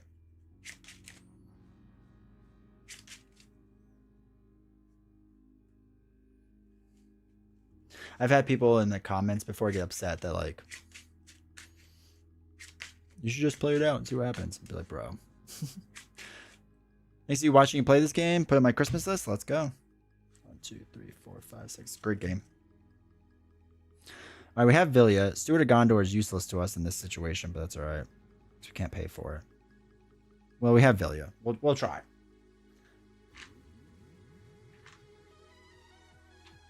One. Draw a card. Gandalf? No. Elfheim.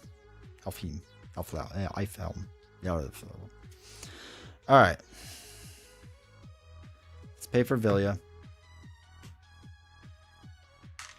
Let's use Villia. Beat Gandalf. Do me a favor. Okay. We'll throw away Steward of Gondor. Put one more resource on Elrond. Alright, let's see how this goes. So, I did the planning phase.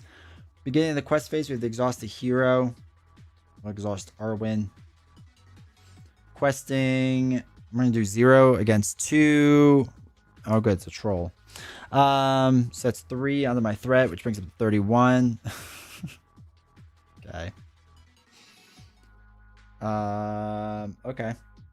So.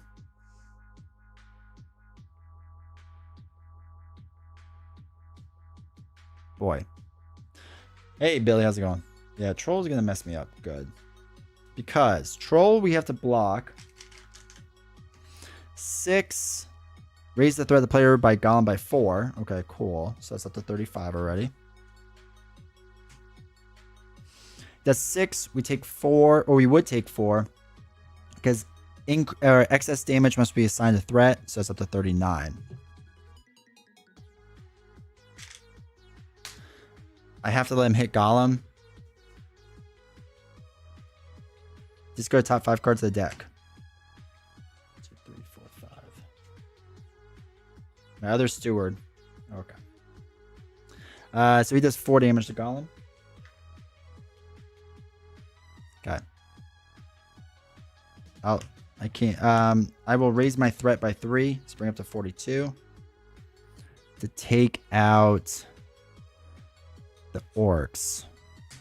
We just have to deal with the hill troll. All right. This goes up by 4 now, so we're up to 46. So we've almost lost. Bayorn, which doesn't help us. Throw away a card to put 1 more on Elrond from Arwen's ability. Okay.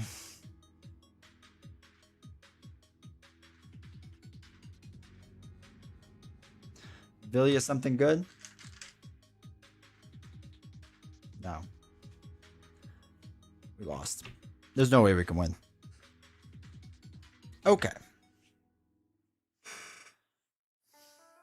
We'll try one more time a nightmare.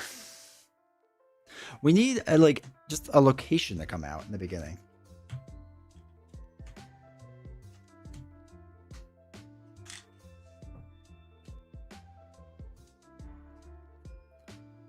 Scooping is a win sometimes.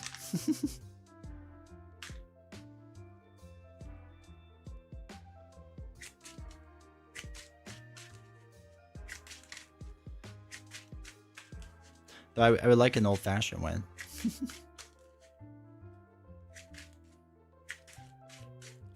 Can we please just get like a basic location? I don't know what happens with one reveal cards. Does anyone know off the top of their head when you have to do it in setup and you reveal a one reveal card? I don't remember. I'm gonna just shuffle it back in and say I'm not playing it. Or do you? Is this just the card that you get when you reveal? Reveal 1 card per play from the encounter deck and add to the staging area. Because you have to add to the staging area. I think you do play it? Okay. We'll just do it. It's probably actually better for us at this point. Yeah. Raising the threat by 8. Now, I assume I can't cancel it. But I don't know. I think you do play it. I think you just do the one reveal effect. Okay. Can I cancel it though if I get a cancel card? Or no, because it's ahead of time. 1, 2, 3, 4, 5, 6. Because there it is. If you can. What do we think, chat? Well, that's the thing. So I'm putting it in the staging area. So it's not revealed yet. It's just in the staging area according to the setup of the card.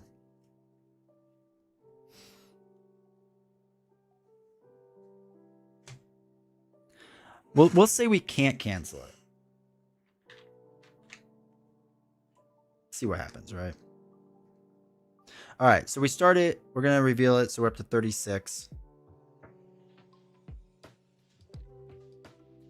Just say we can't cancel it. Just makes life easier. 2, 3, 4, 5, 6. Wait, yeah, 6. Oh, we got Gandalf. Okay. Okay. Let's throw away your eagles for a minute.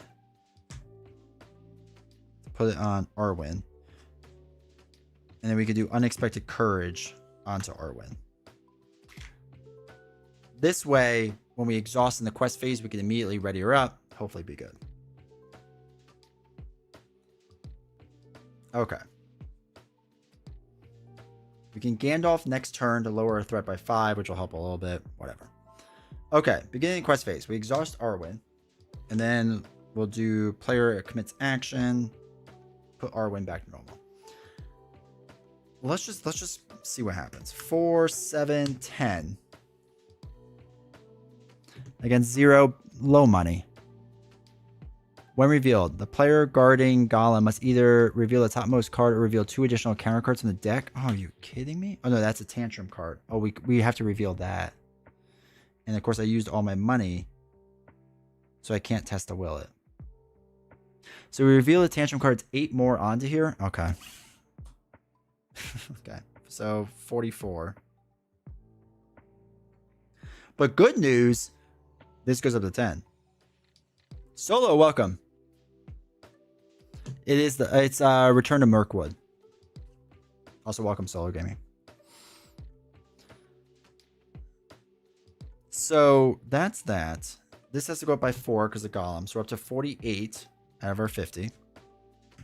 Solid.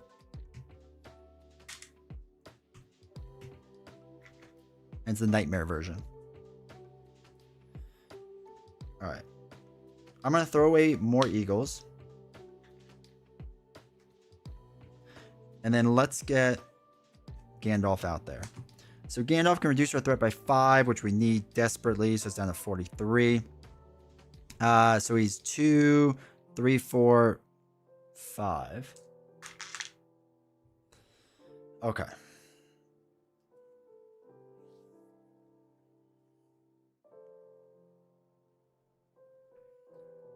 We need 2. Is our next... Hold on.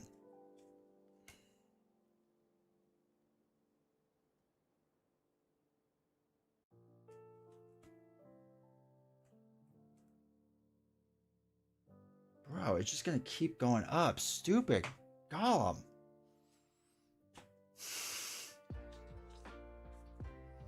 So useless. Okay. So...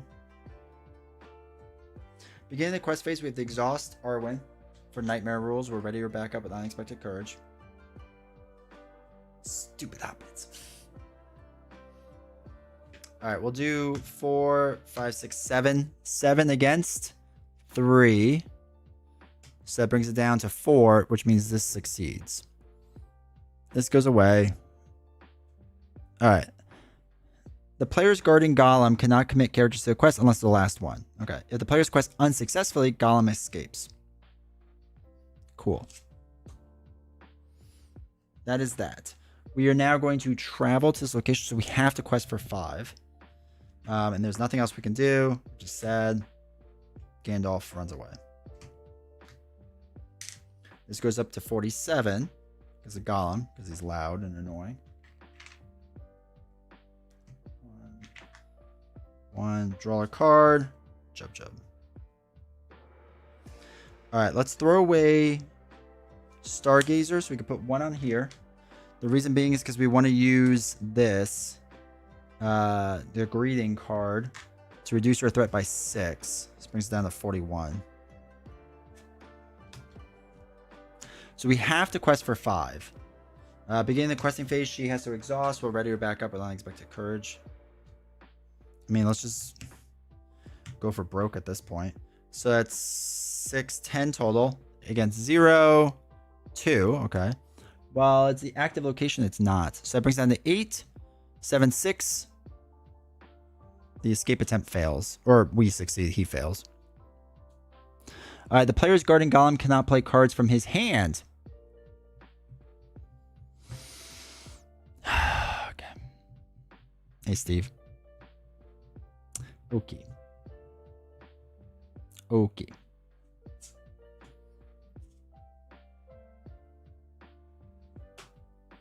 Okay. This goes up to 44. And I can no longer play cards from my hand. Okay.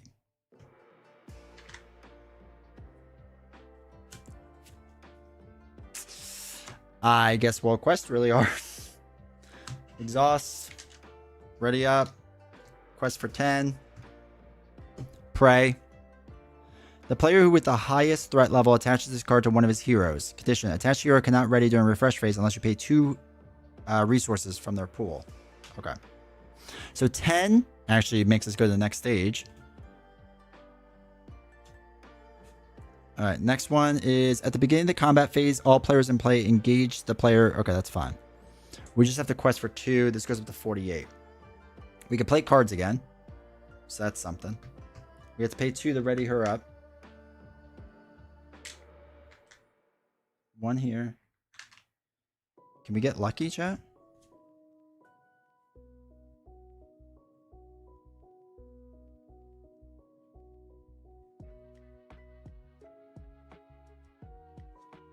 So, man, I need 2 packs to complete this collection. I can't find them anywhere without paying an arm and a leg. Dude, that's so rough. I hate that. I hate what it's become. Do you have the old school like way of doing it with like the blister packs?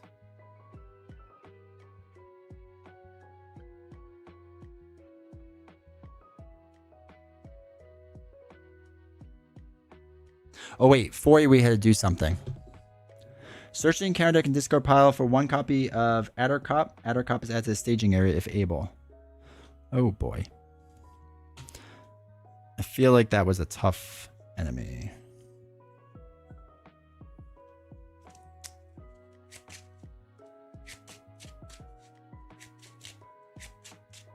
Yeah, we have to quest the win. My collection went bad in 2016 when I got into the hobby. Okay. All right, so he's in the staging area. We have to win now. Actually, we really have to win. So, let's throw away the marksman to put 1 more on here. We can throw away 4, 5 to play Jub Jub to get us 1 more threat. Or 1 more questing point. And pray. So we have to exhaust at the beginning of the phase. Arwen can ready up. We're going to quest for 10, 11.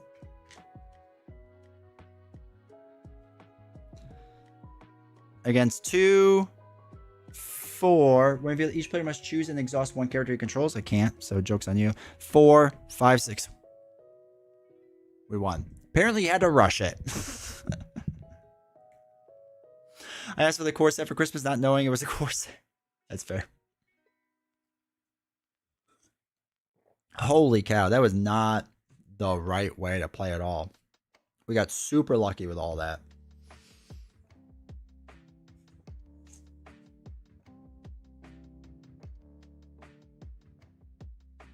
Ugh. I think I rushed the standard quest too. Yeah. Well, the 3. No, wait, what was it? Oh, yeah, the 3B, not being able to play cards in your hand, slows down a little bit, but we got lucky, man. We got lucky. Apparently, yeah, Villia was not the way to go to build out. I thought we could build out in the beginning, but just having it go up by 4 as a solo player every single time, like, I guess two-handed would be much easier, right? Because you can do 4, and then 4, and then 4, and then 4, and slow it down a little bit. But yeah, it's true solo. I feel like just you had to kind of like fly through it. That was the only way. Holy cow. Give him credit. Nightmare good. Nightmare fun.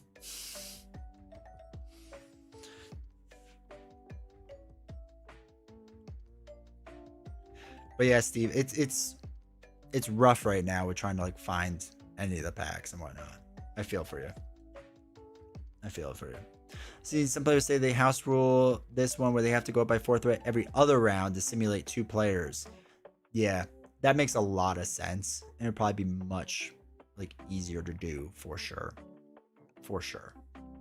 Because that was really rough as just like a 1.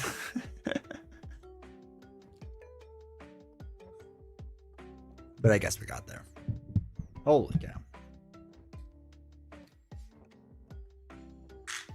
It always makes me wonder if they were to redo this game, how they would do it differently. Because obviously, like, this was a multiplayer game, and over time, I think FFG has realized that there is a big solo audience. I think that's with all board game companies, right? So how they would redo this for a multiplayer, or I'm sorry, for a solo type person, you know? All right, let me turn off these side lights because they're super hot.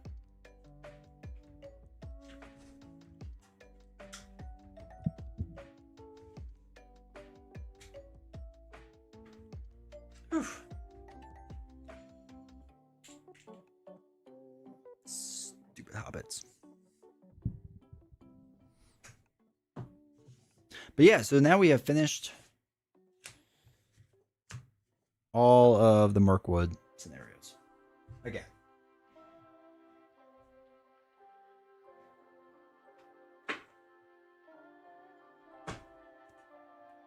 And I think in the future, like I said, so what we'll probably end up doing, because next week I'm not going to be here, but I think the following week we're going to switch back to Arkham. And I kind of want to do the Innsmouth conspiracy because I still never did that. So I think we'll switch to Arkham. Do that for a little while. Though I have some scenario packs I need to do too, so I don't know if I'll do that. I don't know. But Arkham will have to play two-handed. Because it's going to be too much for true solo play, you know?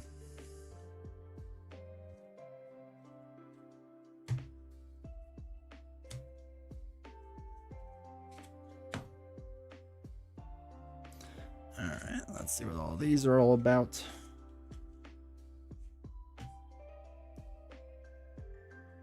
True solo, use some of the boons, yeah. I have Innsmouth Conspiracy in front of me right now. Just started playing the second mission. How is it? I heard it's pretty good. From the original, like how they used to do the releases, like that's how I have all my Arkham stuff. And like I said, I didn't do it, but I heard it was like kind of a return to form where like the two before it, they're not bad, but they're not like as highly regarded. And it was more that one was better, I guess. I don't know if better is the right word, but you know what I mean.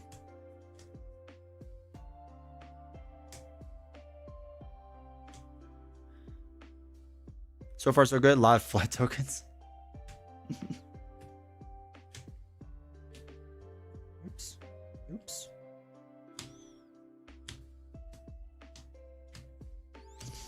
Yeah, I gotta try it. I gotta get somebody to build me a good Arkham deck, too. I have some people I rely on. Because I am not a good Arkham builder.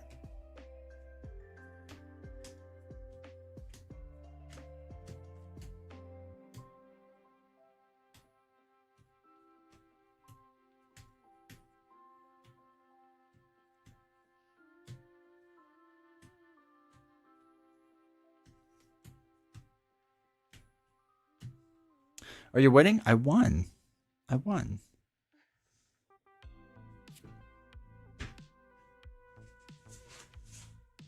Also, is it worth getting into the rebooted Arkham Horror? You mean like all the new box they came out with? No, because you can't find most of them anymore.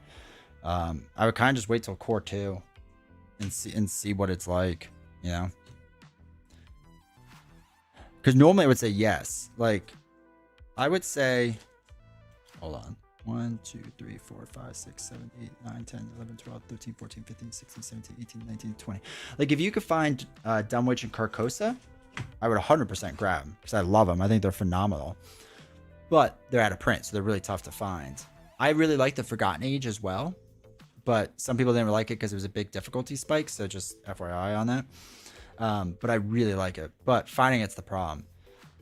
Hemlock Vale is pretty good. Scarlet Keys isn't bad. Hemlock Vale you can still get. Allegedly, you know, you can still find Drowned City, but I can't find the Investigator box, so I kind of would just wait until the new stuff and see what it's like. 4, 5, 6, 7, 8, 9, 10, 11, 12. Everything's out of print, basically. It's so annoying. And like it stinks too with Carcosa and Dunwich because they were so good for like getting into it. You know what I mean? Just getting into the game. 2, 3, 4, 5, 6, 7, 8, 9, 10, 11, 12, 13, 14. Especially Carcosa. Dunwich, you could argue, is too simple. But I still think it was like good for what it was. Carcosa campaign is still on Amazon. That's good. Yeah, I mean, if you want to grab anything, I would grab that. You could probably... I don't know if you can just use the core stuff, but yeah. Carcosa was king, yeah. 1, 2, 3, 4, 5, 6, 7, 8, 9, 10, 11, 12, 13, 14, 15, 16, 17, 18, 19, 20, 21, 22, 23, 24, 25, 26, 27, 32. But yeah, I would, I mean, if you could, I would get it.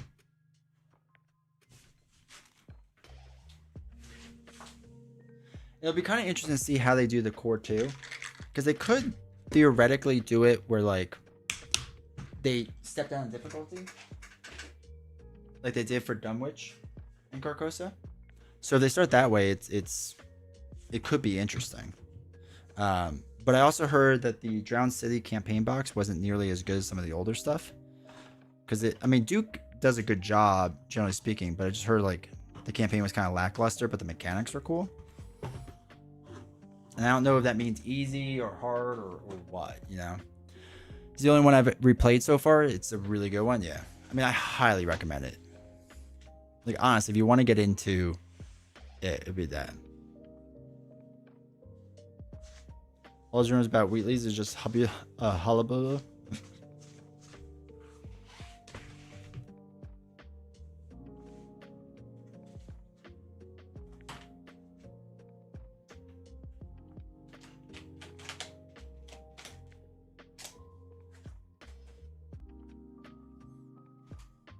I just want the player cards to be in the same set. It sucks having to wait in the Hemlock to finish the Curse Bless archetype. Yeah. I get it. That's how I am with Drowned City. It's like I want to use the Drowned City investigators for the Drowned City. So like I haven't played it yet because like I kind of want them, and you know, allegedly it'll still be in print. Allegedly. So like I don't mind using cards from different sets, but at least for that it'd be nice to like use the same thing. So I don't know. And like their whole thing on Reddit where they were just like, oh, if they're missing card archetypes, like help the community out to find other card archetypes that fit in there, or like card staples, I should say. And it's like, bro, everything is gone. There is no staples left. Dunwich is close to an action game because it's 3 nerds attacking a guy doing a ritual.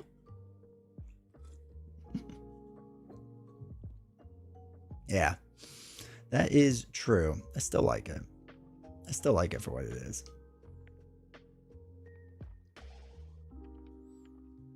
All right. But yeah, I think that's my biggest frustration with Arkham right now. For new people, for me, it doesn't matter.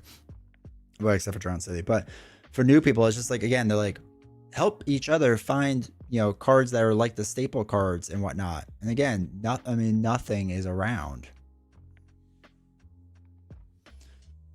They put the 70s movies up for free, so I gave it a watch. Nice. Let me do my usual check.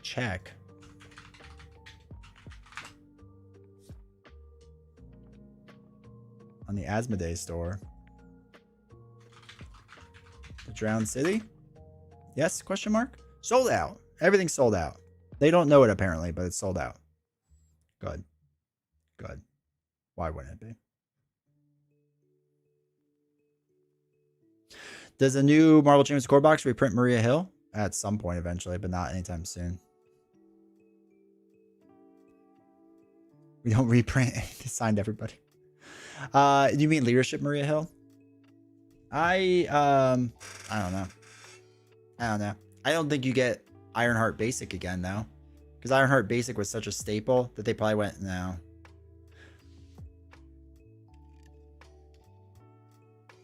Like I think like Nick Fury, I think, is gonna be reworked.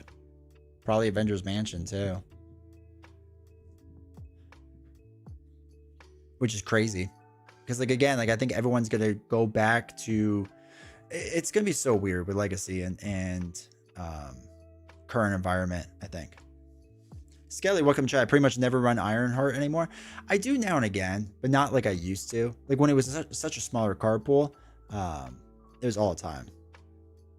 But it's gonna be weird because like Nick still gets some play, but not in most decks. See, he still makes it in most of my decks if I'm trying to like really win against a hard scenario, just because it's just such good value. But I get, like, I get it, but it's one of those things where I know a lot of people are looking at running like legacy and current environment separately, and I wonder how much people are going to really stick with that, to be honest, because obviously if you're a new player, right? That doesn't really matter.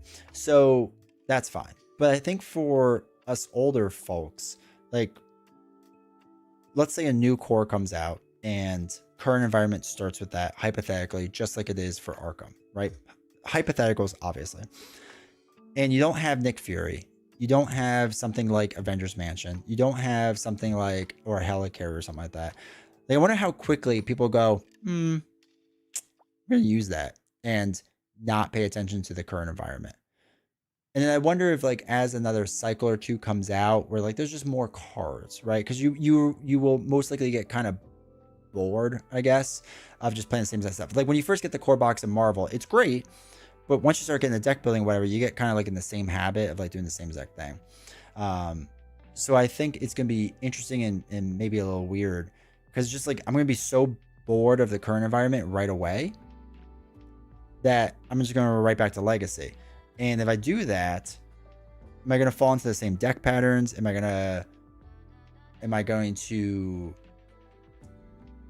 not do current moving forward? Like, I don't know. There just seems like such weird things with that. It's like setting everyone up again to relive the experience of when like the game first came out.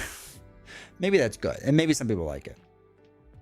Nick Fury about to be a sad old man. Yeah. Chaos Magic Avengers Mansion or Captain Marvel into play is always fun. Yeah. Again, I wonder, like, again, Avengers Mansion, will it be there, you know? I'm going to try to, but man, having a nice Sledgehammer with Arkham is nice. I'm planning to do that with Arkham at first, at least keep current legacy separate. Not sure for Marvel Champions. Yeah. Yeah, I get it for, like, people now getting into Arkham, right? Because you don't have much of an option. I know a lot of people made the argument, well, no, like the current environment goes 2 years back or whatever they said, right? It's a 2-year span. Again, I think it's going to be like Arkham Horror, where it starts and then it's 2 years, right? It's not 2 years starts at 2026 and then you can go backward. But even if you could, that runs into the X-Men stuff, which theoretically you really can't do much with anymore. Well, no, I guess it kind of does. Wait. Let's look that up before I assume too much. Was that 2024? Everything kind of blurs together at this point. So Age of Apocalypse was, 2024. So technically it goes back to Age of Apocalypse, which you can't use much of the X-Men stuff anymore. So, well, not that you can't, but like you need that whole cycle. So, okay, Age of Apocalypse, then Shield stuff, I guess, and Civil War stuff, which again, I don't know Civil War yet, maybe one day. So it makes me kind of wonder with that. So anyway, so if you went back 2 years, you still don't have like an amazing card pool. You have some Shield stuff, which could do all right. And then again, Civil War, I just don't know. So I can't really comment on that. I wonder if they make the new current stuff strong than legacy stuff to make you want it. Maybe. And again, if they rebalance everything fine, then it could be good, right? It could be really, really good. I think generally when we looked at Tony waves, the heroes, generally speaking, have been much stronger than the villains, like even in the box. Bad or good or bad doesn't really matter. That's kind of how it's been. So if they do it that way, and you're just like curb stomping villains all the time, maybe it's not bad, again, for a little while before you start pulling into it. Sonic Hog, welcome to chat. I got all Marvel, all revised Lord of the Rings, no Arkham because I don't know where to start, but new core might be where I jump in. There you go. And what's nice too with the Arkham stuff is because they said this is going to be evergreen, and I'm taking their word for it. For the Arkham stuff, it's going to be evergreen, so theoretically you can wait for the first wave to come out and see what it looks like, and then decide, oh, I want to go back and get that core box. Like, it shouldn't go out of print, which is one nice thing that they kind of have going on with that. Skelly, I'm 100% going to build current decks for Marvel Champions, and I'm going to post some of them for the new players, but I don't know how often I will actually play them versus Legacy with everything. Yeah. I feel like that's smart. X-Men is dead, basically. Avengers Mansion this for 4 or Avengers Pool Party for 3. Data Evergreen means there won't be FOMO, right? There won't be FOMO on the core box. Everything else, though, who knows? Who knows? But yes, that's just how I think they're gonna handle current and legacy. Like again, I don't think it's gonna be, again, assumptions, but I guess at PAX Unplugged we'll see. So in like a couple weeks, especially like when you reread the Reddit post, and it really seems like they're hammering home like, no, something big is happening, and I don't think it's just gonna be an expansion box. It just doesn't make sense to me. And I know, again, a lot of people are saying they wouldn't just do Fantastic Four for the core.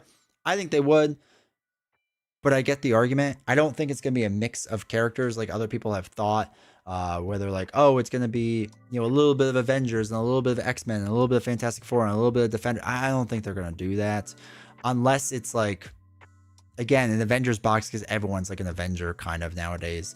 So unless they do something like that, but I still don't see it. I don't know.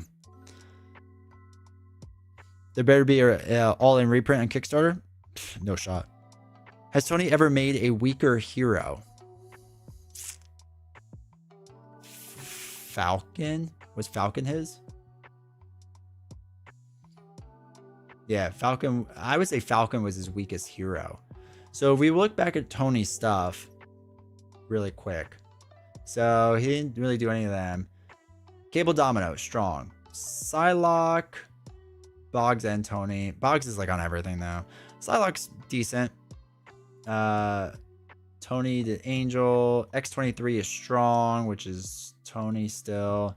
Deadpool is Deadpool. Strong. Age of Apocalypse was all basically Caleb. I mean, though Tony helped with it. I don't think Tony really did any of these, right? Oh, Tony did Jubilee. I don't think Jubilee's super strong, but I'm not a good Jubilee player. So, Nightcrawler, Caleb.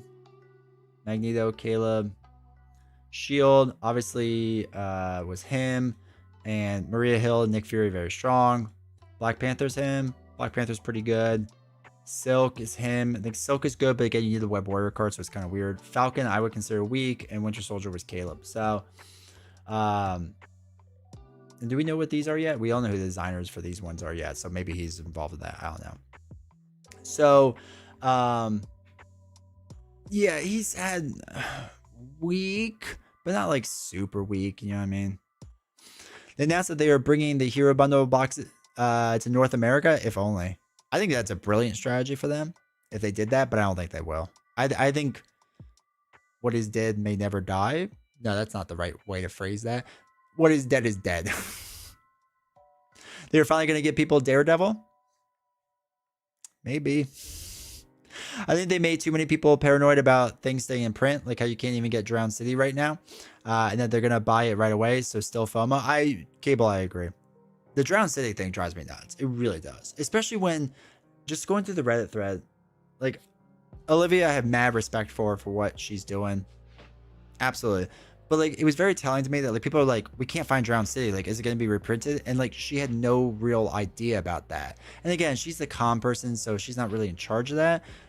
But you have no idea that something that just printed is out of print and, like, no one can get it anywhere. And, like, there's tons of posts about it. They made 4 waves of them? Of who? Ghost Spider is his, right? No. Ghost Spider is way before him. He wasn't around for Ghost Spider. Let me just double check the box. Yeah, the Sinister Motives was all Michael Boggs. I don't consider Falcon weak, but yeah, a lot of people don't like him. Falcon's just weird. And again, maybe I just haven't played enough Falcon. But every time I play him, I feel like I'm just like doing the birds and that's it. And I think Falcon would work a lot better for multiplayer. And I think that's his multiplayer hero. So I'm judging it unfairly. Because I'm judging it as a solo player. And I don't think he's great for solo. But I think for multiplayer, it makes a lot more sense.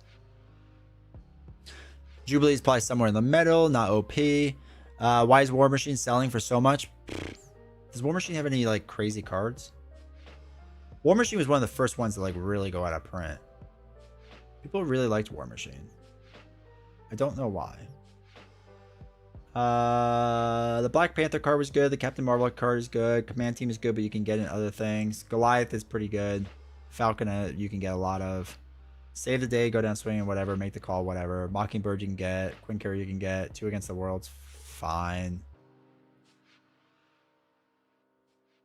I don't know why it is. I think people just like War Machine a lot. And again, I think War Machine in multiplayer is better, but...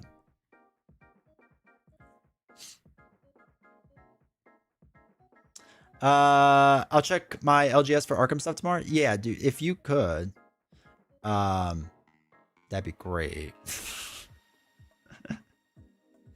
Because if you can find Drown City, I am super interested.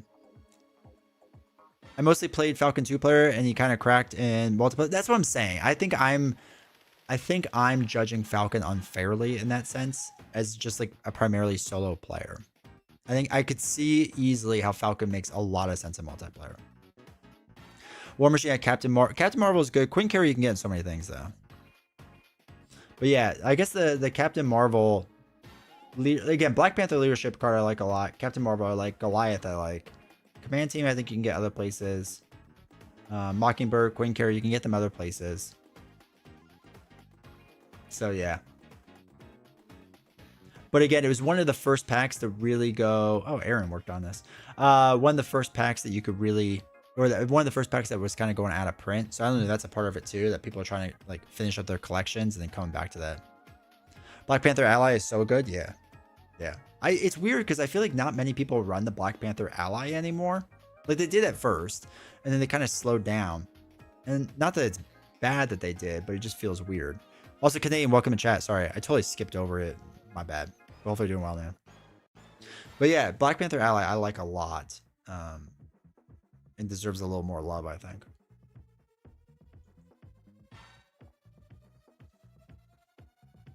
And Sid builds, yeah. Yeah. He's just one of those leadership cards I'll just come back to a lot for sure. For sure. But yeah, so anyway, that's kind of my thought. I mean, I know it's all speculation. Again, hopefully in a couple weeks, 3 weeks-ish. 3 weeks? Yeah, about 3 weeks. We should know if what the plan is. I'm really hoping, because again, they made a big point of discussing how so many questions will be answered at PAX Unplugged. I really hope that it is. I really do. Because if it's just like, here's a new box and that's it.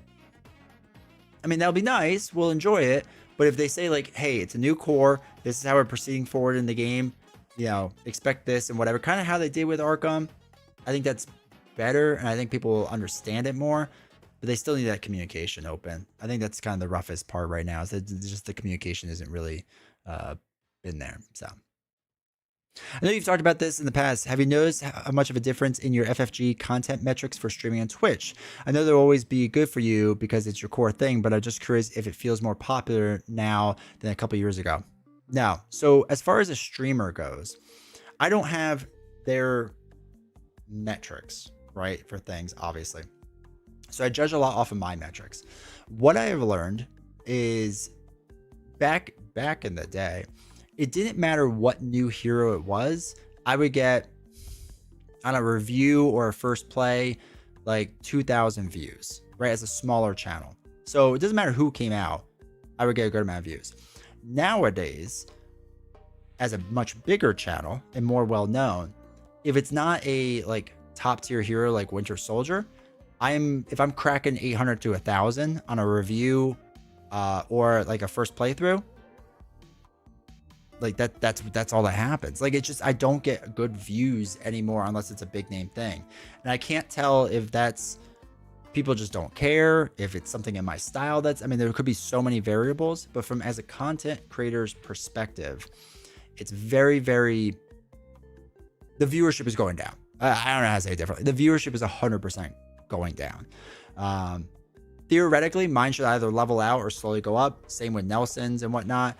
I don't know. I mean, I could see some of Nelson's metrics because you can see them online. But his seem to be kind of stalling out. I know Web Warrior is still gaining ground with Villain Theory, but Villain Theory kind of does something different. Web Warrior does something different, but even them, like, you can kind of see their metrics are like they're going up, but not like a ton.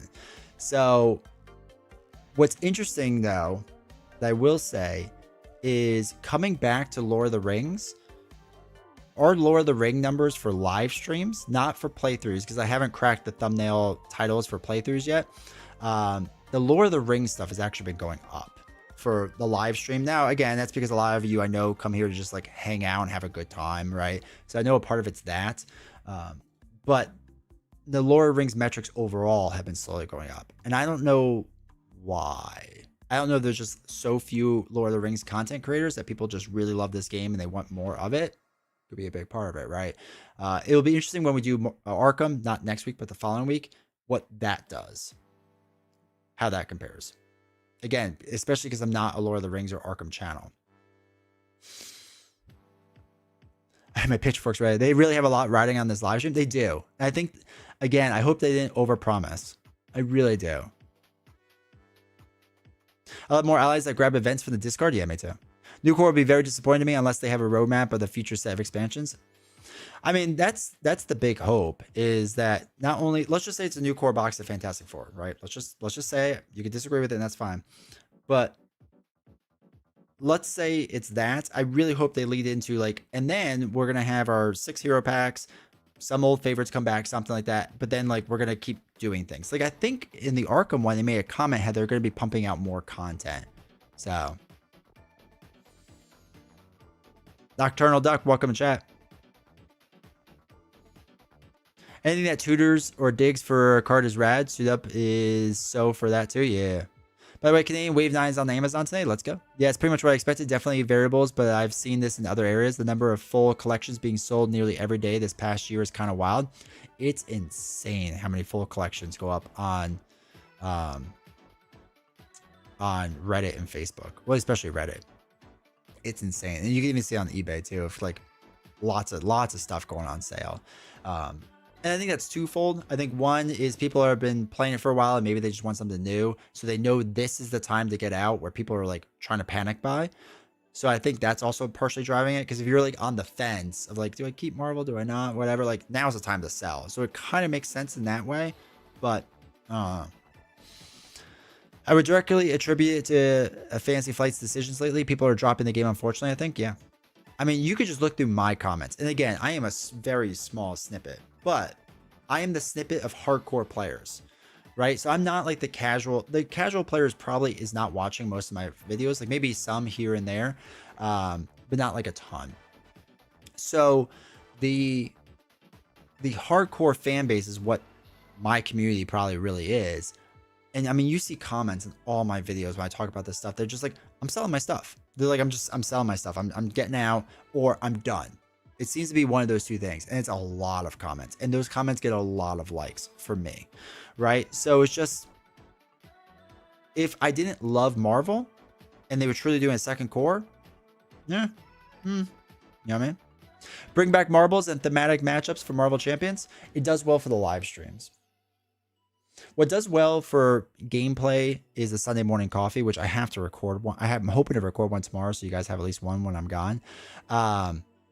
But like for the live streams, it's so weird. What you all want in the live streams and what the YouTuber community wants to just watch my YouTube videos is like so different. It's really kind of funny in like a good way, not a bad way. So I just have to like cater to 2 different markets. But even so, it's all kind of like stalling out. I will say that Lord of the Rings is my favorite of the 3 LCGs, and I clicked this really fast when I saw Lord of the Rings, but I probably would have clicked away anyway. Yeah, exactly. Yeah, I think there are still a lot of people playing and wanting content for Lord of the Rings. I mean, I'm one of them that's come into it late. Yeah. And again, I think people saw Marvel. It was good. I think people see Arkham and it's good. And they go, Lord of the Rings IP is massive still. I mean, it's just a massive IP. So them not, I think they're still printing that stuff, if I understand it right. The one thing went out of print because they said it was an error, which was good. So you can still get some stuff at least. I'll try to be part of the Marvel community when I can. Catching content creators streams when I can. Yeah, I appreciate it. But I can 100% tell viewership is down for it. Folks don't like FOMO. Yeah. And that's the other thing too, is a content creator. It's weird because when the new stuff comes out, do I not play the old stuff anymore? Like, I love Valkyrie. I love Scarlet Witch. I love all those, not all of them, but I love a lot of them, right? Do you stop? Do you stop playing as a content creator? It'll be really interesting to see. I'm really fascinated to see what Nelson decides on. Because Nelson does a really good job, I think, of like, again, playing all the newer stuff and really focusing on it. And then sometimes pulling our old cards into the newer stuff, or playing older heroes with the new cards. Like, he does really, really well with that. It'll be fascinating to see if he continues doing that or not. Because I feel like a lot of people will not want to see that if, 2 years down the line, they're like, why is D20 playing with all these cards I can't play with? Defender's Box would bring a lot of people back in. I think it could. I think it definitely could. I'll tell you what will. Maximum Carnage box. Spider-Man's still the highest revenue superhero thing with all things factored in. I want to sell my stuff, abandon ship. I know they're a ton of work for you, but I do miss the expert campaign playthroughs you've done. I know. I gotta, again, when we get back from vacation, there's a couple of things I would like to do. And I think the campaign playthroughs on the expert would be fun to do. I can't do it on the live streams because there's so much going on, but I would like to do it off stream. Sunday Morning Coffee, just Marvel Champions, or we do Lord of the Rings as well sometimes. It's not just Marvel Champ. It's mostly Marvel Champions, but it's not just, because I've done like Final Girl and different things too. I don't know if I want to do a whole campaign for it. That's the only thing. But maybe if I do like a scenario pack, maybe that's how I do scenario packs. I do it that way.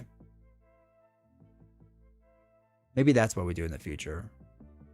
I could see myself doing that. Maybe I do that. Lord of the Rings is just a classic everywhere, yeah. I don't buy from Amazon, but already have everything for Wave 9. No tricks or takeover in Civil War still. My Civil War shipped. Let's go. Should be here when I'm gone. I love Maria Hale. Don't you dare say that. At this point, if they aren't actively working on Defenders, I'm not sure we'll get it. I do think it's probably something one of the 3 designers is working on, though. So here's the weird thing. So according to my podcast with MJ, Defenders was being worked on, right? So Defenders was in the works. My pessimistic, black-pilled view of it is that they have to scrap it, at least a lot of it. Because if the whole idea of the current environment is that they want to, have like a new meta and like new standards for things, that was being worked on a long time ago. So they have to redo it all. And that like stinks. It stinks a lot. Yes, please, Maximum Carnage or Spider-Man 2099. They can read Web Warriors from any aspect, Cyclops style, yeah. But I'm pessimistic and don't think the game could be trending well. I get that. And especially when you see how much they're putting in the SWU. The fact that, like, Star Wars Unlimited, I think you can still buy, like, the first box. So you can still buy Twilight of the Republic. Yeah, Spark of Rebellion you could still buy today for $90. So there's just, they're printing SWU nonstop. And I get it makes a ton of money, but like, I thought some of it would drop out by now. You know what I mean?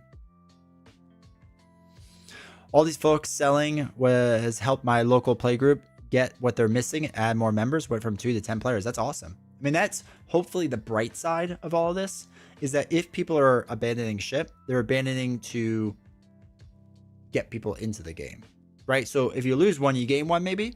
That would be nice. Hopefully. Did we win? Yes, we did. It took a bunch of times, but we won. Just give me an Asgardian box. Punisher and Black Knight, yeah. I thought Defenders was a license issue. Interesting to know that they had it in the works. So again, according to MJ, my podcast, and you can review it, and I'm doing this from memory, so it might be slightly off. From what I remember is, she said they were working on it, and then they had to drop it for the Thanos box. For whatever reason. I don't know why I don't think she said why they switched or anything, but they dropped it for the Thanos box and turned all their attention to that. So that's her understanding of what she told me.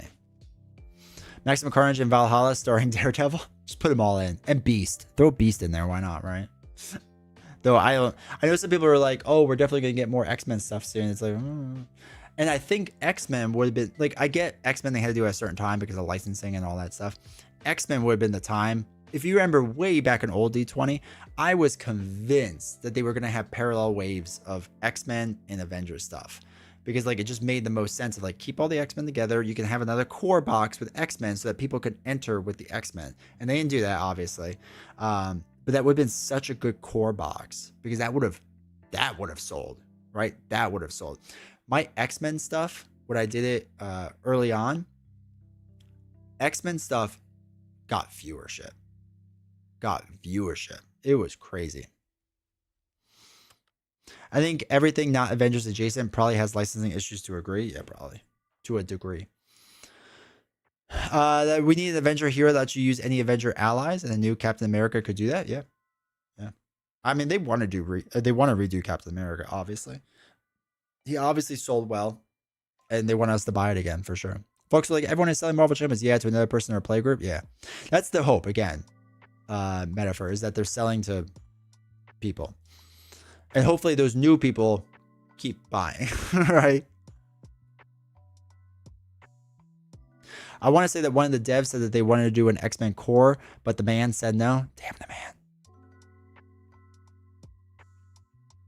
Marvel Jam is falling off because they're working on a mobile app version. Dude, people would love a mobile app version. Yes, obviously it means it's selling to someone else, but that means the game isn't growing. Yeah.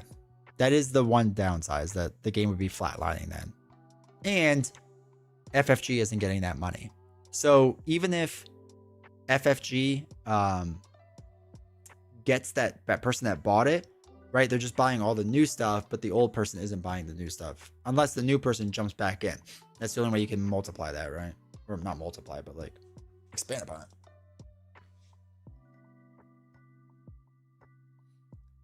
But see, if they change Cap to that, then he's gonna be a redo of Cyclops. I don't think that needs updating, do y'all? I mean, I don't think Captain America needs an update, but I think he sells well, so they're going to update him. Like, I agree on a gameplay level, Captain America's goated, and he doesn't need to change, but he's going to. And I think as far as a redo with Cyclops, again, because they're going to look at things as a current environment versus a legacy environment, they're not even thinking about Cyclops. A core box reprint with Cyclops, Wolverine, Storm, Iceman, and Phoenix. I think if they did X-Men again and didn't do Beast again, it'd be kind of hilarious. Hopefully if they do an app, they don't dumb it down like they did with Lord of the Rings, where it's basically turned into Hearthstone. The Lord of the Rings game was just so bad. Though, I will say, the only thing that was good about the Lord of the Rings game is that we were the #1 streamer on Twitch for Lord of the Rings, the adventure game, on Steam for the longest time. I think we still hold the record of viewership for that. It's a small accomplishment, I know, but it's an accomplishment. Captain America Hail Hydra version? Yeah. And that's the thing, too. Like, if they redo Doctor Strange, you can make a good argument to redo Doctor Strange because he's so busted that it could, like, dumb him down, I guess, right? But I don't know.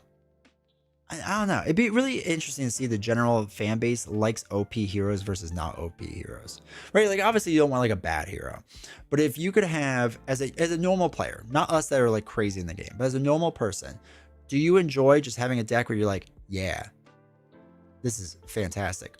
Or if you're just like, no, I want it to be like challenging still. Like, I would think most people want to be challenging, but if you're a superhero, you kind of want to just like smack around people. So I don't really know how the casual person handles that. Get the Empire junk out of here. There are dozens of us. Dozens. We're rewatching that right now. I love that game, and that scratch the itch, but you can't play physical or get dragon cards. I like it for what it is. I don't like it as not a replacement, but a supplement for the actual card game. The new core theme, What If? Man, they did that for Legendary, and the Legendary What If box is phenomenal. Phenomenal. Rob Liefeld, Captain America, where it's all chest attacks. Have you already played the game? Yeah, Ilman, we won. took forever. Cryptosonic would reprint 4 old heroes and 1 new one. Classic. Imagine Lena's comment regarding 2026 is excited, but 2027 is even better, meaning that we only get a core in 2026 and then find something new in 2027. Their method for marketing has always made me saying, "Oh my God, you will love what's in store." Yeah, it's like Apple, right? But like not classic Apple, new Apple. When they're just like, it's still like the next is the next big thing, right? The next big thing, and that's like what Steve Jobs always did. The classic Steve Jobs marketing, of just like, you know. But wait, and it worked when you crushed it. But new Apple can't crush it anymore. I love Apple products, don't get me wrong. I have a ton of their stuff, but they don't do it like they used to. And it only works when the but wait is something amazing. Aren't they doing Marvel Legendary 2 soon? Allegedly. So it was announced not this past Gen Con, but the one before that, they were previewing it. I'm going to be talking to Bagel Top Games soon, so hopefully I get the down low on it. I get you. Nothing compares to the physical game. I just mean in terms of content, it dwarfs many other games. Yeah, I agree with that, Honorable. We can't wait to show you what's coming next. I think a nice thing about the game is that most characters have a build or 3 that can be considered broken for whatever you want to roll out. Yeah, but that's essentially going away at this point, right? For the new current versus legacy. So the new, I mean, let me back to that slightly. Obviously, in the current phases, right, or the current environment, like there will be broken combos, right? This community is incredibly good at finding broken stuff incredibly fast. So there will be broken stuff eventually, I agree. I had 2 homebrew rules with Doctor Strange. All his invocations cost 1 more, or his invocation required the genius resource. That's good. I've seen a lot of people too that you have to take an encounter card after you run through this deck. Okay, what is it? Now your phone could be red. God, Apple's so bad. Side note, Apple is so bad with AI, they're paying Google $1 billion now to use their AI. Just fun fact, because that's how bad they are with this. Instead, we get the new iOS, which is fine, but they made such a big deal about it. It's like, Johnny Walker, El Capitan Americano. I could go for an El Grande Americano card. That'd be sweet. Hope you're excited for nothing. But yeah, no, Canadian, I agree that like the marketing with like 2026 will be exciting, but 2027 will be even better.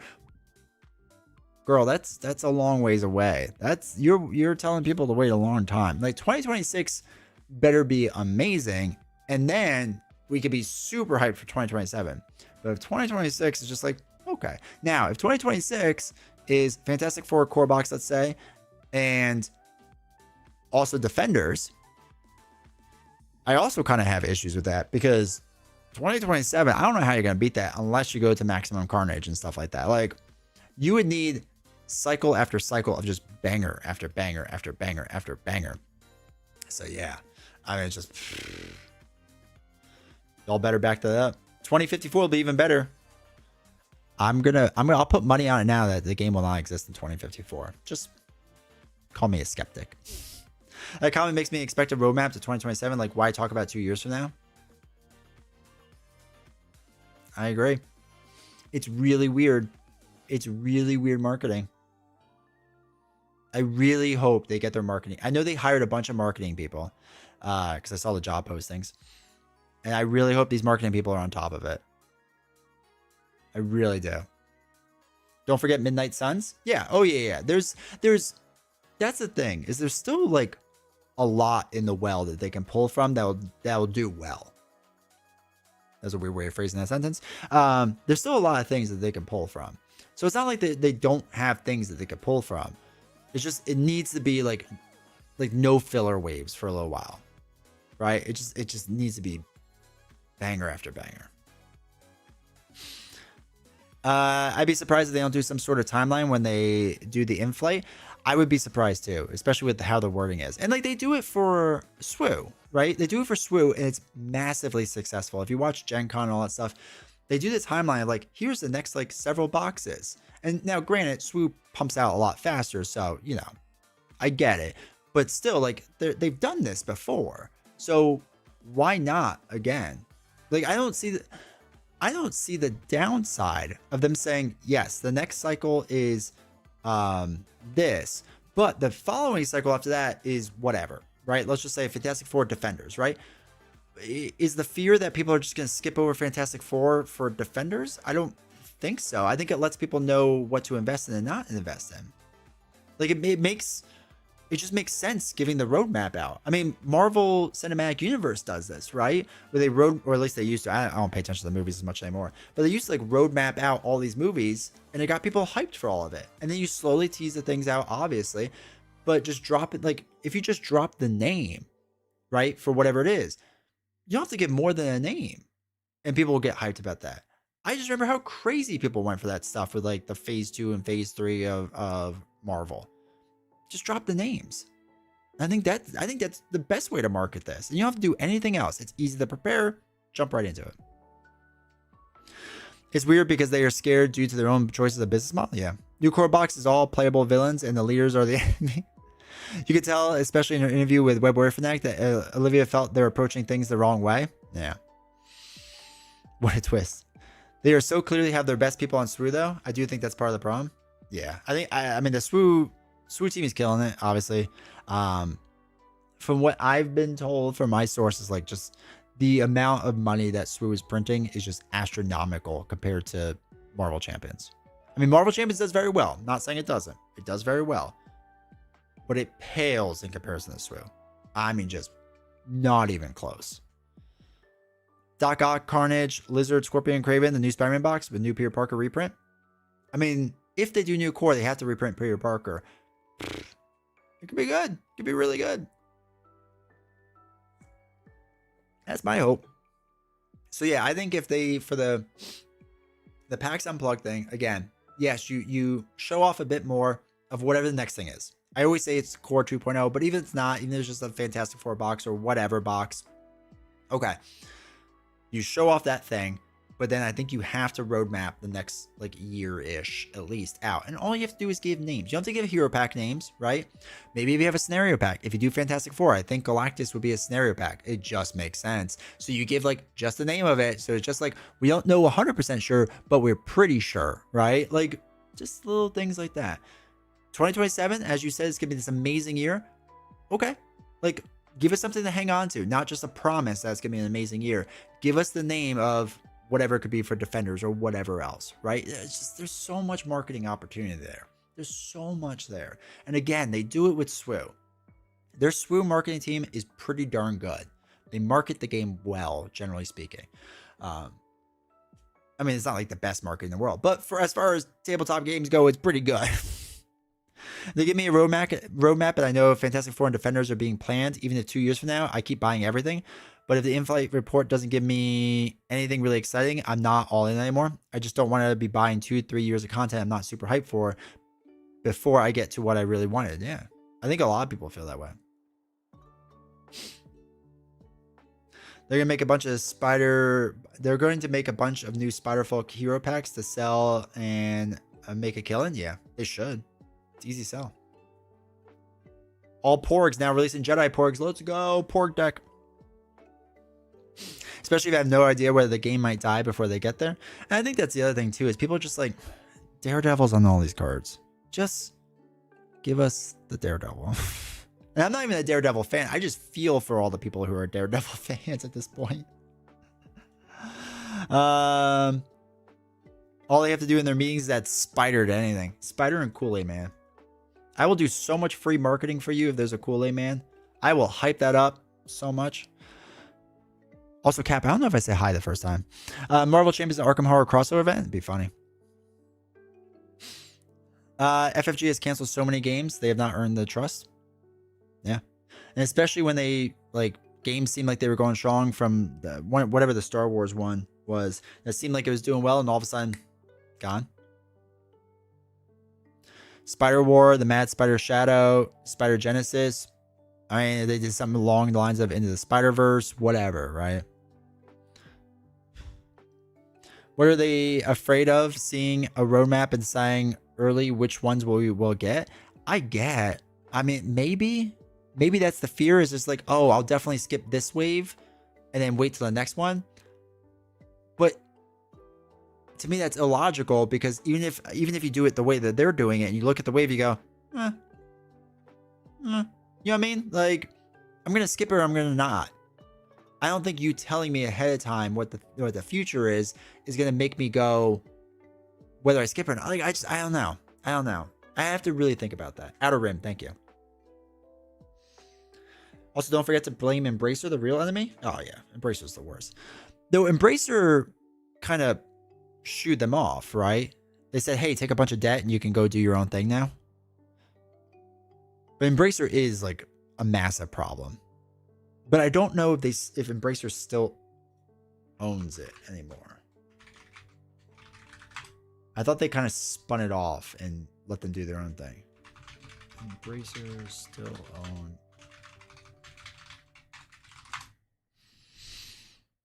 Sometimes you can see them slowing down, and that's definitely an act some games that completely shocked people. Yeah. Daredevil, Punisher, Fight the Kingpin, Bullseye, Elektra, Typhoid Mary, and Duke now. Yeah, so no, as of today, November 5th, Embracer Group no longer owns Asmodee. It was officially spun off February 2025. So yeah, it's its own thing now. But Embracer did say, here's a lot of debt. And then that's, I mean, realistically, that's why they have to focus so much on SWU, because Asmodee is probably looking at Fantasy Flight Games and going, all right, so you own a portion of this debt, right? I don't know this, but for most companies, this is how they operate, right? You look at all your different revenue or your different brands, and you look at your revenue streams, and you go, okay, what can you handle debt-wise? What can you handle debt-wise? Okay, FFG, you have this much of our $1 billion of debt, whatever. Like, you need to figure it out. You need to figure out your portion. Also, Asmodee changed FFG too. I know. I wish I knew FFG before Asmodee bought it. They did, and Asmodee is now its own thing with about $1.5 billion of debt. Yeah. So again, Mongoose, I want to agree with you that in the end of the day, Embracer is the biggest problem that they had. Even if they're away now, because of the tentacles of Embracer, you know, they're still affected by it. A roadmap would not only get us hyped, it would give us all the topics to chat about mechanics, aspects would be more hype. That's the thing. Again, we saw this in the Marvel Cinematic Universe when people are just like, okay, we don't know the full timeline for like Thanos, but we know it's coming down the road. Okay, these stories are in between. Like, how are they going to do things? What are they going to do? Like, small little leaks like that, not leaks, but little, you know, reveals go a long way. I mean, how much does this community eat up when heroes have silhouettes? Bro, my silhouette videos are some of my best videos. When we just sit there, and some of my best live streams, when we all just sit there and go, okay, we think it's this, we think it's that, where it gets everyone engaged. Like, that is, whoever came up with that marketing idea, genius, by the way. But that is such easy marketing that, like, yeah, do that, right? Just do that. Maybe not FFG, but having worked on some card games, certain characters won't get made or announced because project manager either doesn't like the design or the character. That bias does exist a lot behind the scenes, and it happens a lot. Not saying FFG does that, but I've definitely seen it. So when I talked to Caleb and MJ about this, yes, that somewhat exists in FFG. From my understanding, there's very rare times that internally FFG has a problem. The bigger issue seems to be the mouse. The mouse wants all their, like, they're very protective of Marvel. Obviously, it hurts a lot of money for them. So they want things to be shown in a certain way. So I know that there is issues with that sometimes. So I'm willing to give them some issue with that. But from my understanding, there's never been an issue with the mouse as far as, like, you have to knock out this entire wave or something, right? It's always like small tweaks. Like, oh, we don't want Captain America doing this or that or whatever, right? We don't want them doing this or that. That's why we could still do the title, because the wave shouldn't change. But metaphor, I agree with you in the sense that, like, there are internal politicking that deals with that and whatnot, but more so with Disney, I think. Exactly. That means that they have to put so many of the marbles on guaranteed continued revenue. So SWU, yep. My wish list: Defenders, Heroes for Hire expansion, Jessica Jones, Luke Cage hero packs, Black Cat. I want Black Cat really bad too. Daredevil, Iron Fist, Punisher. I also really want. Then Midnight Suns, Cloak, Dagger, Blade, Elektra, Ghost Rider, Moon Knight. I hope they go back to MJ for Cloak and Dagger hero pack. She says she has it and she designed it, and she's like, it's there if FFG wants it. Then re-release Wolverine, Midnight Sun. Yeah. Yeah, Wolverine Midnight Zone would be cool. There isn't much Marvel tabletop games that push competition for FFG to need to really worry or act better. I mean, Simon has done it. I mean, Legendary was pretty popular, though it's definitely slowed down. It'll be interesting to see if Marvel, and again, they're very different games, right? So I get to a point. With Magic doing like their Spider-Man box, and I assume Magic will do more Marvel stuff at some point. Like, I wonder like how that affects them, whatever. I know they're very different games, but I wonder if that like pushes at all. If Legendary ever does its reprint or its core 2, like what that does. Like the Legendary What If 2 box was supposed to come out a long time ago. Bro, I don't even know where that is at this point. Season 2. That's what it was called. Season 2.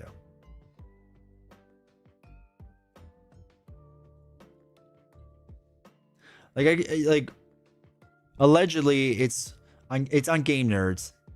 Apparently it already sold out. It was $20. But the release date is the end of this year, which means they don't really know when it is. If they re-release Wolverine as brown or yellow or black and gray colors, Magic has a Pokemon Secret Lair. Pretty sure I saw an announcement for another wave of Marvel Magic the Gathering next year. Okay. Design Hacker's Custom and Cloak and Dagger is one of the coolest ideas I've seen in the entire game. Very curious how different / the same MJ's version is. She said her idea was sort of common sense design around. Yeah. Yeah, she made it seem like that the designers, they were just kind of do the same thing she would anyway. So it wouldn't be much different. I assume Snap is the same thing. Champs is the design around, at least as far as Marvel games go. How many people still play Marvel Snap? I know it still has a following, but I wonder if it's like dropped off at all. Man, I went hard at that game in the beginning. Like I just stopped. I was like, I'm losing money. I don't know, chat. I don't know. So we'll see. We'll see. Like I said, I really hope for PAX Unplugged, they give us just more of just the next box. They give us a roadmap. Just tease it lightly or something. I really hope, man. I really hope. Because again, I love Marvel Champions. I love Marvel Champions. I want it to succeed. But I get worried too, man. I get worried too. I got tired of it, but man, Snap was so good. Oh, it was so fun. It was so addictive. So, really quick, I used to just like lay in bed and not sleep because I was just playing it over and over and over. And I was like, this is a problem. I played it for like a month. Smart man. I played it until I got curb stomped for being free to play. Yeah. Lord of the Rings is better anyway. Dude, it's so good. Again, they still have Lord of the Rings, right? Before I say things that are untrue.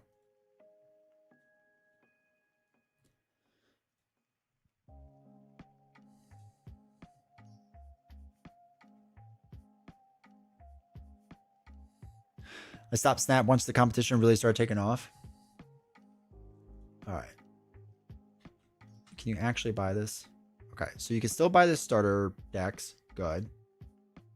All right, so all the repackaged stuff is still there. So that's good. As long as they keep reprinting that stuff. That's good. Yeah. It'll be fascinating to see if they keep reprinting this stuff, and like I'll have to do soon. Like I want to do a Saga expansion run again because I really like the Saga boxes. And it'd be interesting to see if that viewership goes up and if it does better.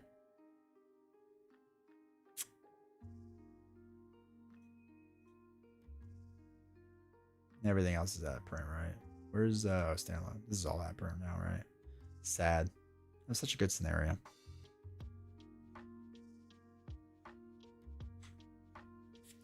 I've only made 3 custom heroes: Beast, Darkhawk, and Thunderstrike. Nice. Snap was always, we have Smash Up at home for me. It was okay, but yeah. Plant Man villain. There you go. I think all the new stuff is supposed to be evergreen. Yeah, because I know for one day it went at like one thing went out of print and everyone freaked out because they're like, oh my god, like is it gonna happen to Lord of the Rings now? But yeah, that seems fine. They said that was just an error. Click on the Arid Mithrin Hero Pack.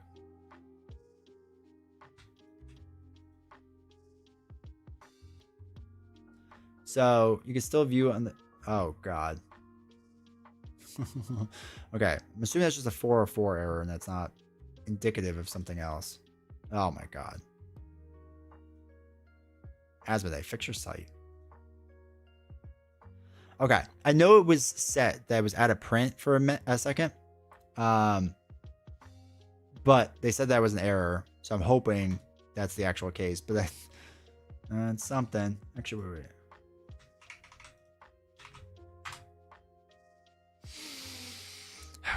Okay. I'm sure they just are really bad at websites. I'm sure that's what it is. Should I buy Dino Nuggies for the new Thanksgiving nuggets? 100%. I just ate Dino Nuggies tonight with my son. I was like, hey, buddy. Mom's not home. Dino Nuggies. They briefly marked it out of print. Yeah. Can you still get it like on Game Nerds? No, it's nowhere on Game Nerds. Manager Market. Alright, it's out of stock, but at least it's on Manager Market.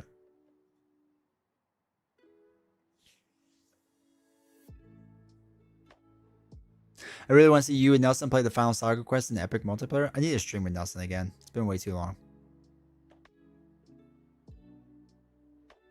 There's so much Lord of the Rings to catch up on. Yeah, but hopefully it'll be there for a while.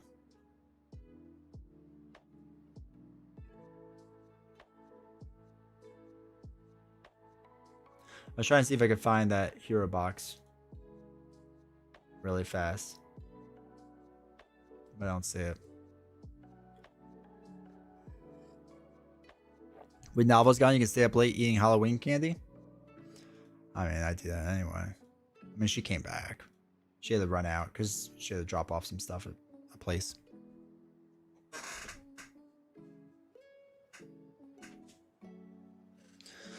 But yeah. I do miss the streams with Nelson. Last time I watched one was the dreadful Arkham Horror campaign. God, that was so bad. Was that the Edge of the Earth? When whoever was reading, the other person would just leave the room? That was rough, dude. Nelson reading 20 pages of story. Oh my god. Oh my god. I remember going through that. I was just like, bro, we've just spent an hour on stream of you reading. And then the next stream, he's like, hey, can you read tonight? I'm like, yeah, I'll do it. But yeah, it was rough. That was rough. I still hate that campaign. Even when I try to replay it, it's like, God, this is the worst. I hate everything about it. That's one I don't know if I'll ever play again. I really don't think so. Which stinks. And I know Scarlet Keys, I gave a hard time. I would go back and try Scarlet Keys again. I just had a really bad experience. But the Hemlock Vale, that was much better. Though I was just getting annoyed because I was just getting curb stomped all the time. I had a bad deck. That's why D20 shouldn't build his decks. I played through the three Lord of the Rings Saga boxes once a year around Christmas, beginning of December, starting like a journey with Frodo. I love it. That's the thing. Like for a lot of people, if you are like worried about getting to Lord of the Rings, honestly, I would just get the core box. The hero packs are good, and the saga boxes. Like just do that, and I think you're pretty solid. Obviously, the other boxes are really good too, but just something special about the saga boxes, man.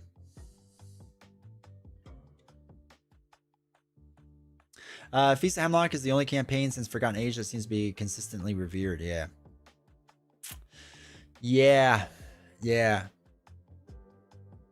because the next two are kind of weak. Again, Innsmouth, I've heard is good, but more so I think it was just comparing it to Dream Eaters and the other one, the Witch one.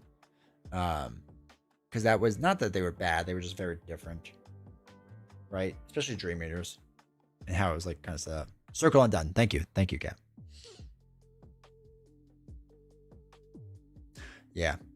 Yeah, and like again the Drowned City, it seems like people really didn't like the Drowned City campaign, which again, I know it's Duke's first one, like has me a little worried about Arkham moving forward.